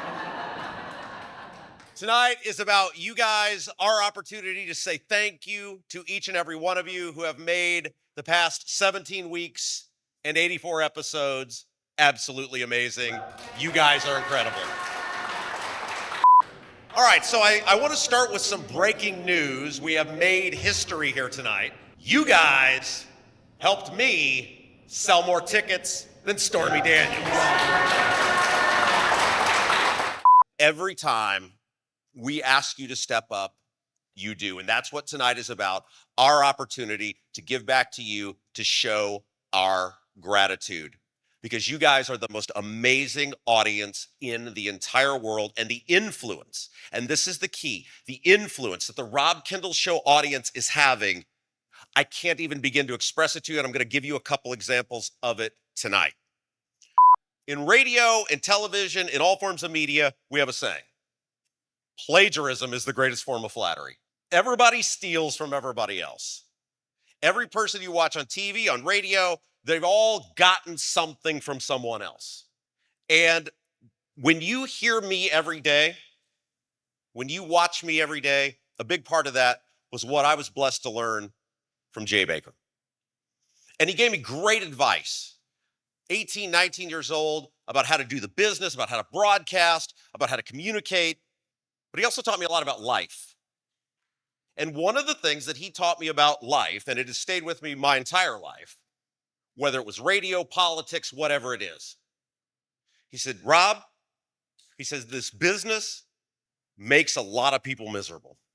He said, this business consumes a lot of people and they forget who they are because they love the business so much. It changes who they are as a human being, and if you're not very careful, it will happen to you. But Rush did a very good job of educating people who are on the fence about Trump, because a lot of people were like, oh, he's an entertainer, he's kind of wacky, it's all shtick, can we believe this guy? And Rush really made it okay for people to believe in Trump. And one of the things that he said, and I'll never forget this, and it changed my life, this was very early on in 2015.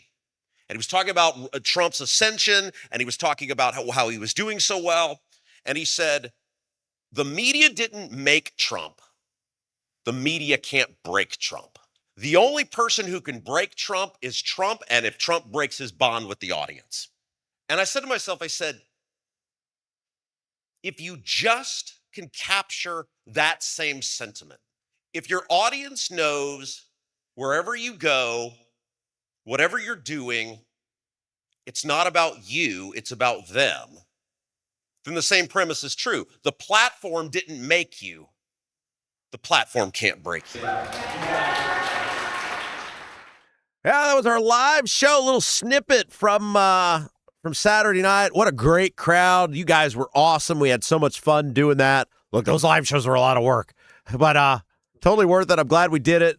You guys are outstanding as always. The people got there early at tailgate. Great crowd. Great meeting everybody. Thanks to all the people who brought gifts. Many of you were like, here, take this with you. Oh, thank you. Thank you very much. And, man, we just can't thank the guys at Mad Hatter, John and his staff, Neil, who worked the bar. You guys were amazing as well. Just a super fun night with a super fabulous audience. They were thrilled to death with the attendance, which was great. And thank you to everybody who made it a part. And if you didn't get a chance to join us Saturday, I think we'll be doing another one again. We'd love to have you out there at one later this fall. And with that, it is time for everybody's favorite part of the show, the part where we make you, the listener, the viewer, the star. Best YouTube comments of the day brought to you by Black Sheep Plumbing. Producer Jason reads those to us. Hello. My favorite part of the show, I get to wake up, come join everybody. How we doing, Rob? Doing great. All right, fun time on Saturday. Jason, the final part of the show, Jason was on stage with me. We had comment cards for a live YouTube chat, and Jason read a lot of those, and we had some fun going back and forth on many of your questions and comments, and you did a great job. Well, thank you very much, Rob, as did you. You carried a bulk of the load there, so, there we go. All right, the chat, let's get to it. Brought to you by Black Sheep Plumbing. If your water heater, water softener, sucks getting old here. Hang on, let's switch the glasses. Yeah, you got to have one close up, far away, and in the middle. All right, if your water heater, water softener, or well pump goes out, or even if your toilet stops working, could be looking at a major expense. Don't let your next call to a plumber break the bank. Call John at Black Sheep Plumbing. Black Sheep Plumbing can do the job right at a fraction of the cost of the big guys. Got to meet John for the first time. He's awesome. Actually, at the show. He walked up. He's like, "Hi, John McKinney." I'm like, "Oh, hey, great. Glad you could make it out." Yeah, Black Sheep Plumbing. Oh, shit, it's you. Thank you for employing me. And he's a Hoosier lifer, takes great pride, stands behind his work. That's why all basic services and repairs of Black Sheep Plumbing come with a 2-year parts and labor guarantee, water heaters with that 6-year parts and tank guarantee. Give John a call, 765-315-7558. 765-315-7558, Black Sheep Plumbing. You know what was cool? So Steve Green with an E came with his wife. With Mrs. Green with an E. Yeah. And their shirts said Mr. with an E and Mrs. with an E. Right. And it took me a moment. Like, I'm reading it, and I'm like, no kidding. It's Steve Green with an E. So that was, I think that was probably the best shirt of the night. And you didn't, he was looking, he introduced himself, and you were looking at him and his wife, and then you didn't look down at the shirts and realize it was, that's Steve Green with an E. Yeah. Because it said so on the shirt. That was pretty cool. All right, so let's, whoops, I don't have this right. Let's get to this here. Where we go here? Photos. All right, well, where am I at? Hang on. Nothing like having a whole show to be prepared for your segment, and then you're like, nothing is where it needs to be. Well, I have like 3 different things I tend to here when I come on the chat. By the way, behind you, Shrog that's Sandwich. why I've got the little larger than normal. I didn't get the whole thing in there, but plus, let's see. We got to do this. Hang on. Here we go. Can we get this in there? Can we? Oh, there you go. Yep. There we go. For those of you who are listening to us on Apple, Spotify, iHeart, Jason just showed he has a Rob Kendall Show shirt that C Mills brought, which looks fabulous. Shrog Sandwich brought, those would be with 8x10s? Yeah, something like that. Of the I Pay, Diego pointing at me, saying I pay from her drawing rendition of that from the famed Clay County Lincoln Day dinner, which looks fabulous. You also have it on a shirt over here as well. Yeah, we've got I sent her a photo of that. Yeah. So, she made some really cool shirts. So everybody had a great time, and we appreciate all the gifts. Gifts are fantastic. Love gifts. So next show, feel free to bring one along if you'd like. We do appreciate them. All right, let's get started in the chat. Okay, so see, I had to go back to last night because on Sundays, that's when they screw the chat and they delete everything. Oh, no kidding. Yeah, I figured that out. So let me get rid of that, and we get to Drew. Oh, Drew was a fulfillment of his lifetime. He says, "Aha! First in. I've been waiting my entire life for this." Well, at least 3 months. And Jan Hatch, so sorry I couldn't attend the show. I hope everyone had a magnificent evening. You all deserved it. Yeah, I think everybody had a pretty good time there. Everybody seemed like they really enjoyed being there, and that's always our goal. Make sure you feel like you got your money's worth. Right. Spray Jockey, I would like to thank Rob and Jason for putting together this event. I appreciate the time you spent that was spent with both of you. Thanks to John Rust for everything he has done for the show. Yep. Yeah, let's see. Also last night, and we got a bunch of pictures, and I didn't. I guess I could put those on Producer Jason page on Facebook. Yeah, you want to see your picture? Yeah, we'll do that. We'll try to get that up there. Let's see. Okay, so let's get to this morning, and again, a lot of good stuff there. Go check out the chat. The old man, first one in. Oh, old man. Yep. Happy Monday. It looks like everyone had a great time at the show this weekend. I'm ready for another great week of Rob and Producer Jason. McLevins, good morning, everyone. Ready to robble. Kevin Branham, good morning, Rob and Jason. Spray Jockey, good morning, all you robble heads. Yeah, that's right. Rusted Bolt Garage, he was out there as well. Be safe out today. It's already yucky out. I foresee a short day in my future. And because it is pretty humid outside. It was about 100, heat index, something like that. Very warm when I took Livy to daycare this morning. And I was like, man, if it is this warm already, I can imagine what it's going to be about noon. Yesterday was Livy's birthday. That's right. Correct? Livy's birthday. She had an awesome birthday. Time for another one, Rob. Get one out of diapers. The next one's ready to go. I told her this last night, and she was very good. I think she recognized. I don't think she fully understood what I was telling her, but I told her a few things before we went to bed. And I told her, I said, and you have a son, so you Sure. and he's grown now, so you're in a different. Producer different, Vaughn, he was out there. He was at the live show. Yeah, he was there. Working hard, helping us out. Mm-hmm. But I said, you don't you spend your whole life like parenting is wild because you spend your whole life basically just invested in yourself. Now, if you're married, obviously your wife or whatever husband, you're invested in them. But then sometimes all of a sudden, then you uninvest. All of a sudden, one day, this person is here, right? And for every day going forward, no matter how old they get, and I'm sure you can back this up because your son has grown, but every day going forward, your primary focus is making sure that person has the best life possible. Mm-hmm. And everything you do going forward is all about that person, even when they get 30 years old or whatever, making sure they have the best life possible. And it's just wild how nobody prepares you for that. Right. It just happens. Boom, one day, just bam, there it is. And it's the most rewarding venture ever. And I'm so blessed that I have now gotten to experience it. And I can't imagine what a girl would be like, but a boy or most kids, it's great until they hit about 12. And there's a little time zone in there between 12 and, I don't know, maybe 20, 21, that it's like, you're just the biggest ass in the world, Dad. And then they realize, okay, well, maybe I was a little harsh. But, yeah, I would imagine a girl's got to be tough when she gets to her teens. So good luck with that. Thank you. All right. Rusted Bolt Garage said it was Stephen Goodman. Stephen Goodman. It was great to meet Steve out there as well. Good morning, all. I really enjoyed the live event Saturday. Rusted Bolt Garage. I've never been to an event like that and was not disappointed. Excellent. The guys running the venue were great as well. John and Neil, they're awesome at Mad Hatter. John's a good conservative dude, and stayed there for a little bit afterwards, shooting the breeze with those guys. They're good dudes. All right. Who's your simple country lawyer? Happy Monday. This is the kind of day where your glasses fog up as soon as you step out of the car.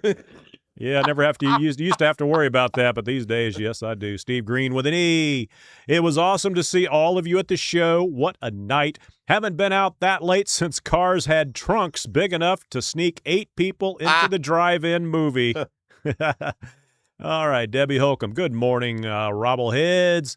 And Debbie adds, Steve, me too. It was very late. I actually drove in the dark for the first time in years. That was Debbie? Debbie, yeah. She's about an hour away. Well, yeah, Frankfurt. So Debbie brought Michael. Michael, yes. Michael was awesome guy. A big part of our show. Michael is Debbie's son. Many of you know. Mm-hmm. Michael has cerebral palsy. He is confined to a chair. Mm-hmm. But Michael is the sweetest, and he's incredibly smart. He communicates in his own way. If you know Michael, you know how to communicate with him, and it's very obvious that he communicates. And he's very smart.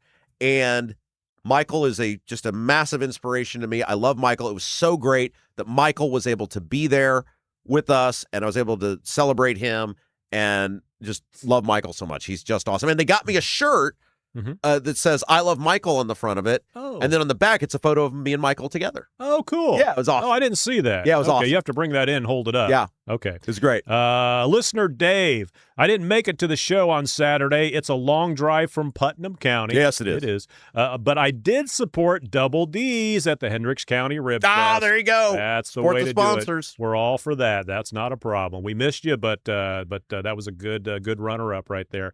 Kenneth E. Gold. Morning, y'all. Tow trucking today, but I will be listening. Thank Hello, you. Kenneth. Ken went to the, send me a picture. He went to the bistro on Sunday, got the brunch buffet. Mm-hmm. And he had a great time. Pam Kendall. My mom. Mom Kendall in the chat. Glad you all had fun at Jason and Rob's show. They love you guys so much. She is correct. So my mom, she brought these giant balloons for Livy's birthday yesterday. And despite all the presents that Livy got, her big present was she got a trampoline, one of those caged-in trampolines. But all the presents, the balloons, were her favorite thing. She just spent the whole day playing with the balloons. Oh, so awesome. Yeah, and, Mom's balloons. But you probably spent hundreds of dollars on other stuff that'll sit in the corner. Here's not you. What am I thinking? Here's how we do it. You probably gave her a journal. My kid has enough, and the grandparents more than spoil her. So it's like, that's you. Okay, that's there their you go. thing. Let them waste the money. Charles Ludi, a special thank you to Rob, producer Jason, and the entire Robblehead crew for making Saturday's show an enjoyable experience. There were lots of memorable moments and good fun. Excellent. Awesome. I got a chance to talk with Charles a little bit after the show. I don't know if you got any comments from him here, but my highlight was Kevin Branham. Mm-hmm. Kevin was there. Mm-hmm. Kevin lives on the golf course next to the next to the venue. So he walked home. I saw him walking home. But at the end, he goes, "Hey, wait, before you go." And I don't know, this has been a while ago. We started talking about Rupert Holmes, the guy who did the Escape song. And he also had a second hit called Answering Machine. Okay. And he's like, here's all the things you didn't mention about Rupert Holmes or got wrong about Rupert Holmes. And the guy had a Dickens novel. Right. And I'm like, Kevin, it's 10 at night. I gots to go. He's like, wait, one more thing. And he just had a line of stuff on Rupert Holmes. Hilarious. And I was like, damn, if I'm ever on Who Wants to Be a Millionaire and there's a Rupert Holmes question, Kevin, I'm calling you, buddy. Right. I'm going to call a friend. Almond Joy Tempo. Morning, y'all. It's so hot. I ran back inside, and it looks like I got slapped with a greasy fried pork chop. Almond Joy Tempo was at the show. Yes. Yes. Very nice. Very nice to meet you, Almond Joy Tempo. Steve Green with an E. We need a radical right element to do hostile takeover of the Republican Party like the commies did to the Dems. Promise big business, no taxes, and don't deliver. But it's too late. Oh, yeah, it's done. Yeah. Rusted Bolt Garage. I'm 49. I seriously doubt I will see much of any Social Security. Yeah, because that's what, 15 years? What's the age? Is it 62? Well, you can start at 62, and then, but some people are not really can't retire till about 67. I'm sure he would be in that category. And then 72, you got to take it all. But they say if you take it, like if you wait to 72, you get more per month. But they say the math, assuming, that you live the average life, which I don't know what that would be, but they say the math is such that you might as well just start taking it at 62 and enjoy it. Enjoy it, yeah. But I don't know how, income has a lot to do with that, things like that. All righty, Mad Duck. Mad Duck was there. She brought us ducks. Yes, that's right. Where's Little my baby duck? ducks. Where's my duck? You probably don't have your duck, but I've got my duck. It's in my, I put it in my closet where I display all my other stuff. Ducky right there. Is it going to focus? Let's see. There's our little duck. All right. Now, hopefully it'll get back to me. Okay. Mad Duck says, hey, Steve Green with an E. It was nice to meet you all Saturday night as well. So they were talking about how it was nice to meet each other. Excellent. Yeah. Charles Ludi. Good morning, Duck. I have the little guy in my dining room cabinet. It was nice to meet you at the event. She was giving them out to everybody. Everybody, yeah. That's awesome. awesome. That's better than a business card because immediately when you look at it, that came from Mad Duck. Kenneth E. Gold, they need to quit paying out Social Security to people who have never contributed. You'd have a lot of homeless people that at 60, 70, 80 years old. I mean, I don't know if you can't live on Social Security now anyway, but. Yeah, I mean, that's the thing. The whole system's broken. There's no way you're going to be able to repair the system. Right. Drew, sorry I missed you guys Saturday night. I was driving back home from Florida. I saw that. Drew played a lot of golf in Florida. That would have been a lot of fun. But he was first in the chat yesterday, so there you go. Made up for it. And Drew came to our first show. He was, yeah. That's where I first met Drew. Nice guy. Debbie Holcomb. Unless you have Ballard on. Debbie Holcomb, Social Security is facing the same issues that Medicaid is now. Yeah. Not well thought out. Dan Foy, 7269. Hey, we ruined this fund. Our solution is to create a new fund, and this one will do right. Government solution is always more government. That's right. Yeah, that's why Cassie's like, we need to put a $1.5 trillion into it. And then what? When that's gone, then what? All right. Charles Ludi. Let's not be fooled by the misconception of the Democrats calling themselves Democrat socialists. It's a lie the party tells the masses to inoculate them into, or to, what's the word? Indoctrinate. Indoctrinate. That's not what he said. He said something else, but I can't pronounce it. Them into communism. Well, that's indoctrinate it, right? Work. He might have had a typo. Robert Schwartz. Well, Charles uses big words just to stump me, I think. Yeah. Like the college he went to, which I forget, Bavarian or something like that. He looks very smart. Very, very, and very nice. Like if you were to cast a smart looking guy in a movie or something. If you wanted to call a friend, I think Charles would look like have the Ludi. answer. Yeah.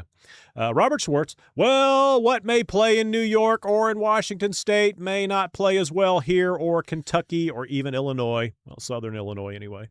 Well, that's the question, is how are the socialist people going to start winning more than just in the uber liberal areas. Now, the problem is that there's enough uber liberal areas now. They may be able to win enough to have like real voices. And so that becomes the question. All right. Well, C. Mills got his little duck from Mad Duck, but who didn't get? Oh, rusted bolt garage. Crap, I didn't get one. Well, then we'll just have to have that event in November. So right. Mad Duck can give out more okay, ducks. here it is, Charles. Moravian. Moravian College. Sounds expensive. It does. Yeah, sounds very private. The old man 68. With all, it doesn't sound like a place you go to get to party all night. No, and probably don't drop have out. general studies degrees. Thinking you drop out, you've probably lost a lot of money.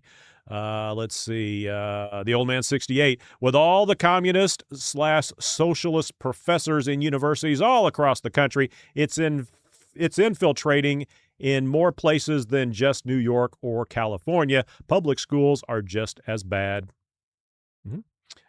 Jim Tennecore. Good morning, all you patriotic people.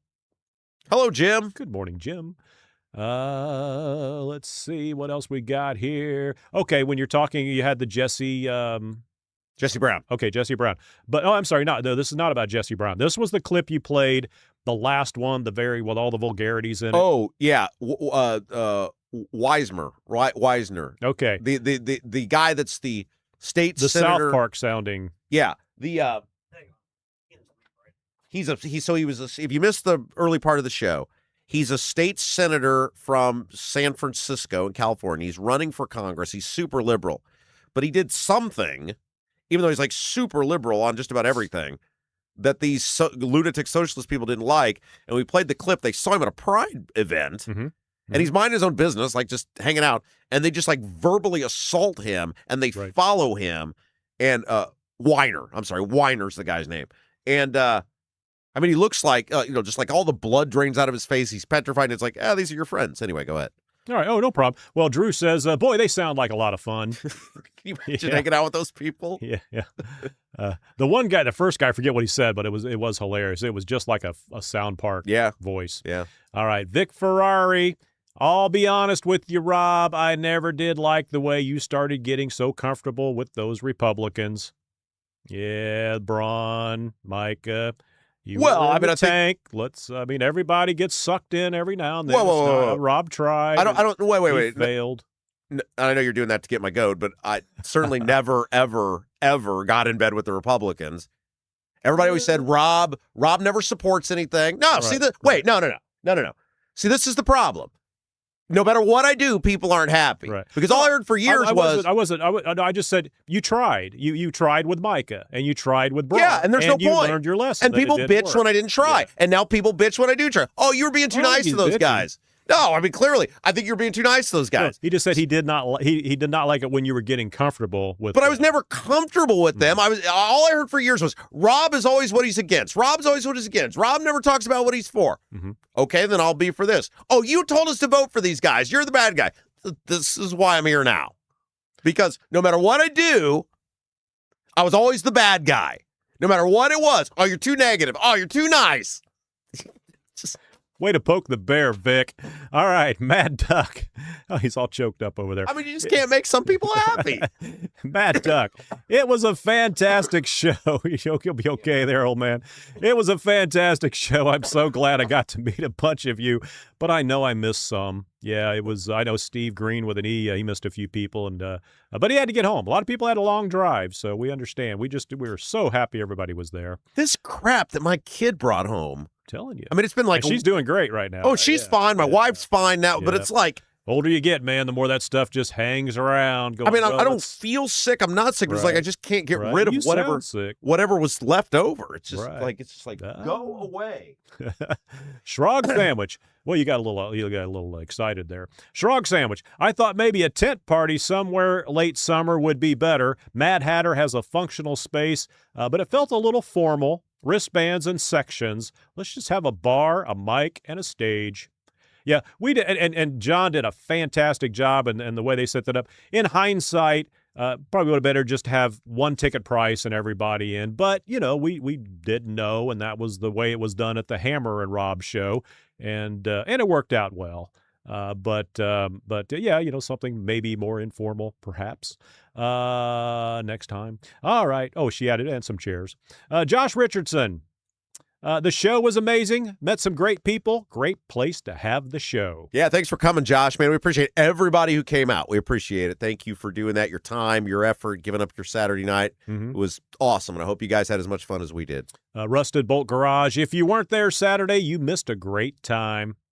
All right. For those of you that were on the fence wondering if anybody would show up or if we'd sell any tickets or if it'd be fun, yeah, everybody showed up. We had a great time. We sold a lot of tickets. Yeah. So more than Stormy. Mad Hatter was very happy. Yes. I said when I left, I said, "Are you happy?" He goes, "Oh, I'm thrilled." I said, Yeah. "Okay, great." LD Stoltz. Now, this is a good point. It would be cool to have a show on the north side as well. Yeah, Greenwood's a long drive. Even for you, it was a long drive. Got for to me, about 3 minutes away. That was cool. Got to find a club that's willing to give us as good a deal as Mad Hatter does. Mm-hmm. Mm-hmm. So if you guys know anybody that wants to, give us a great deal, let us know. Right. Whitmer Mike Sell. My only complaint about the live show was that it was too short. Oh. So, because, when I was up there, I kind of felt like I was dragging. Like I started telling the stories like, well, I didn't prepare anything. Maybe I should have. And so I started dragging the stories like, looking around like they're probably like, man, we Jay, we got to drive home. So I'd ended a lot of stories early, but we went for an hour and 45 minutes. Yeah, apparently Mike was I could have strung it out a little more, told some more stories. I don't know.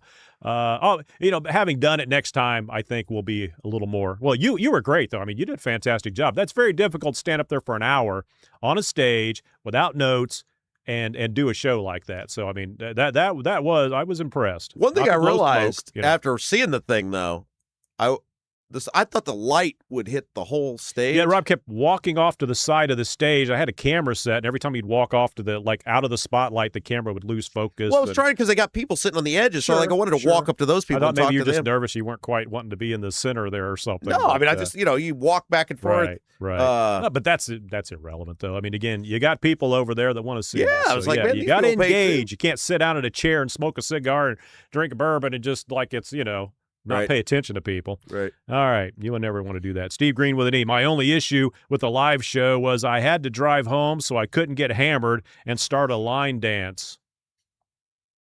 Maybe we'll have line dancing at next. They do have that at the Mad Hatter. Yeah, they got wrestling. They got all sorts of stuff there. We could have been more prepared with that. Had some of that going on, perhaps.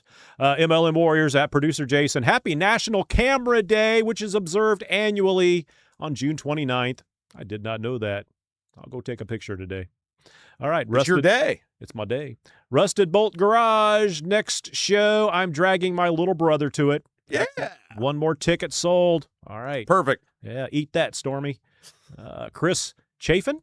Yes. Okay. Can someone just share one line or happening from Saturday's live show? Well, that was earlier, and we shared the video there. Yeah, we gave you 3 minutes. And, Rusted Bolt Garage, because, again, if we shared the whole video, of course, we won't need to go next time. We'll just wait because they'll play the whole video.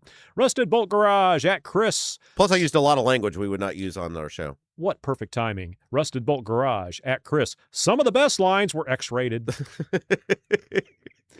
Okay. Now we're at the interview, I believe, with Jesse. All right. Vic Ferrari, and if you haven't seen the interview, go back and watch. Vic Ferrari, Bayh doesn't appeal to the common working man or woman. I can kind of see that. Steve Green with an E. Beautiful is too polished, too good looking, and too wishy-washy. He is disingenuous and fake, and it's obvious. Are they talking about Jesse Brown or Bayh? I think they're talking about Bayh. Oh. Yeah, how beautiful he is. Have you guys met Engling? Beauty is only skin deep, Well, I mean, so this will be. I mean, he's not a beautiful guy. He's just Well, I mean, this is my point. It's like better looking at me. These two guys are basically the same guys from different parties, so that's fine if you want to think that about Bayh. Everybody forms their own opinion, but then you don't get to give the Republican a free pass on it too because they're basically the same guys. Mm-hmm. Mm-hmm. And if you look into the lifestyle Engling leads, he's not going to be in a soup kitchen line anytime soon either. All right. What else do we have here? Kevin Branham. It will only be a stepping stone if Bayh wins. LD Stoltz. He's also young, and people mostly don't trust youth. Maybe not enough experience. Doesn't have a kid. You know how much experience you have with a kid now. It kind of changes your perspective, perhaps. I don't know. Debbie Holcomb. Politicians are master manipulators. It starts there and trickles down until it's a waterfall of crazy. As a society, we've shown we are easily manipulated by fear. Yes, we are. Yeah, that's right. We are all guilty of it. LD Stoltz, how did this kid get elected to the city council? That's that's Brown. Jesse. Yeah, he's talking about Jesse there. Well, so here's the thing about Jesse. Jesse worked very hard. Mm-hmm. Jesse, I mean, it's a liberal area, right? Mm-hmm. It's Indianapolis anyway. Sure. And I mean, here is the thing about Jesse. How many Republicans would be on the city council in Indianapolis? There's 6 out of 25. Out of 25. Yeah. Wow. So they have 25 people up there voting? Yeah. Wow. 25. Obviously, I've never Full been to a council city meeting, council, not committees. city county council meeting in Indianapolis. Here's the thing about Jesse, and this is what I will say. Jesse has some views that are a little squirrely, but you meet Jesse in person, he's very affable, he's very friendly, he's very nice, and whatever you want to say about Jesse, he, 1, shows up, and 2, he cares. And I think a whole bunch of those people on that city council, they don't give a damn about anybody. I think Jesse's wrong the way he goes about some of the stuff, but he actually cares, and he'll call out the stuff on Hogsett that a lot of these guys won't do. So I said this before, and I'll stand by it. I think the best thing for the city would be Jesse Brown to run for mayor next year because he would actually bring a pulse to that race. And, I mean, if it's going to be Osley or Hundley or any of the rest of these people, it's just going to be the status quo. It's going to be a status quo, boring race. Republicans, maybe they don't even feel the candidate. Who knows? At least with Jesse Brown, we get a little, as these Who ran last time as the Republican? Oh, it was Shreve. Right. So just another Democrat. That's my point. Yeah, he needs to run for mayor to bring a little pulse to that race. Chris Chafin, Jesse is very kind and intelligent. I just don't agree with his ideas. Yeah, Like that's you just exactly what I said said. right there. Jesse Brown is not those people that you heard in San Francisco. But the problem is now you're lumped together. Right. Yeah. LD Stoltz, I would agree. He seems like a nice guy, just clueless politically. The old man 68, it's not in the platform because the overwhelming majority of Americans don't want it. Medicare for all, tax everyone, and give it to the welfare state. Free government stuff. This guy is a goof, social goof. Young Kim Young. The Democrats are people out for themselves, and they will do anything to get it even turn on each other. They'll even turn on each other. Republicans are just lazy and greedy, and let's talk about where buys come from. Come from Indiana, right? Yeah, but here's the okay, again, totally fair. His dad was a senator. His grandfather was a senator. The Washington, D.C. connection, totally fair. Max Engling worked for Kevin McCarthy. He was a right-hand guy to Kevin McCarthy who hated Trump, who was big government Republican. Like, you can't, see, this is my point. Do whatever you want to do. But Engling and Bayh are basically the same dude. They just have different letters next to their name. Engling's younger dude, good looking, pretty wealthy, was a Washington establishment creature. If you want to bang Bayh for all those things, that's okay. I'm fine with that. You want to say he's awful, fine. But then you can't in good faith vote for the Republican if it's bad for Bayh because Engling's the same guy. Yeah. I'll pass on banging Bayh. Oh, stop. The old man, 68, a Dem calling taxes oppression is hilarious. HULLARIOUS. What'd he say? A Dem calling taxes oppression is hilarious. Being sarcastic. They want to oppress everyone with tax increases. Yeah. So Jesse must have said that taxation was oppressive, and like, well, that's oppression. Well, I think he was talking about specific types of taxation. Okay. Well, at least So he is not extreme left then. No, I mean that's the point. Like a lot of his stuff, he's like naive. Like there's these people who think Sweden is the way it actually ends up, right? And human history shows that guy in San Francisco is how it always ends up. And I think in his mind, because they get the press, that's the way it should be. Right. Robert Schwartz, wonder who has better odds of facing consequences: Hogsett or people in his orbit, or Diego and people in his orbit? Who do you think the hammer would come down on? Because, again, Ryan Mears is kind of the decision maker. And if he wants to run for mayor, what's the best way to do that?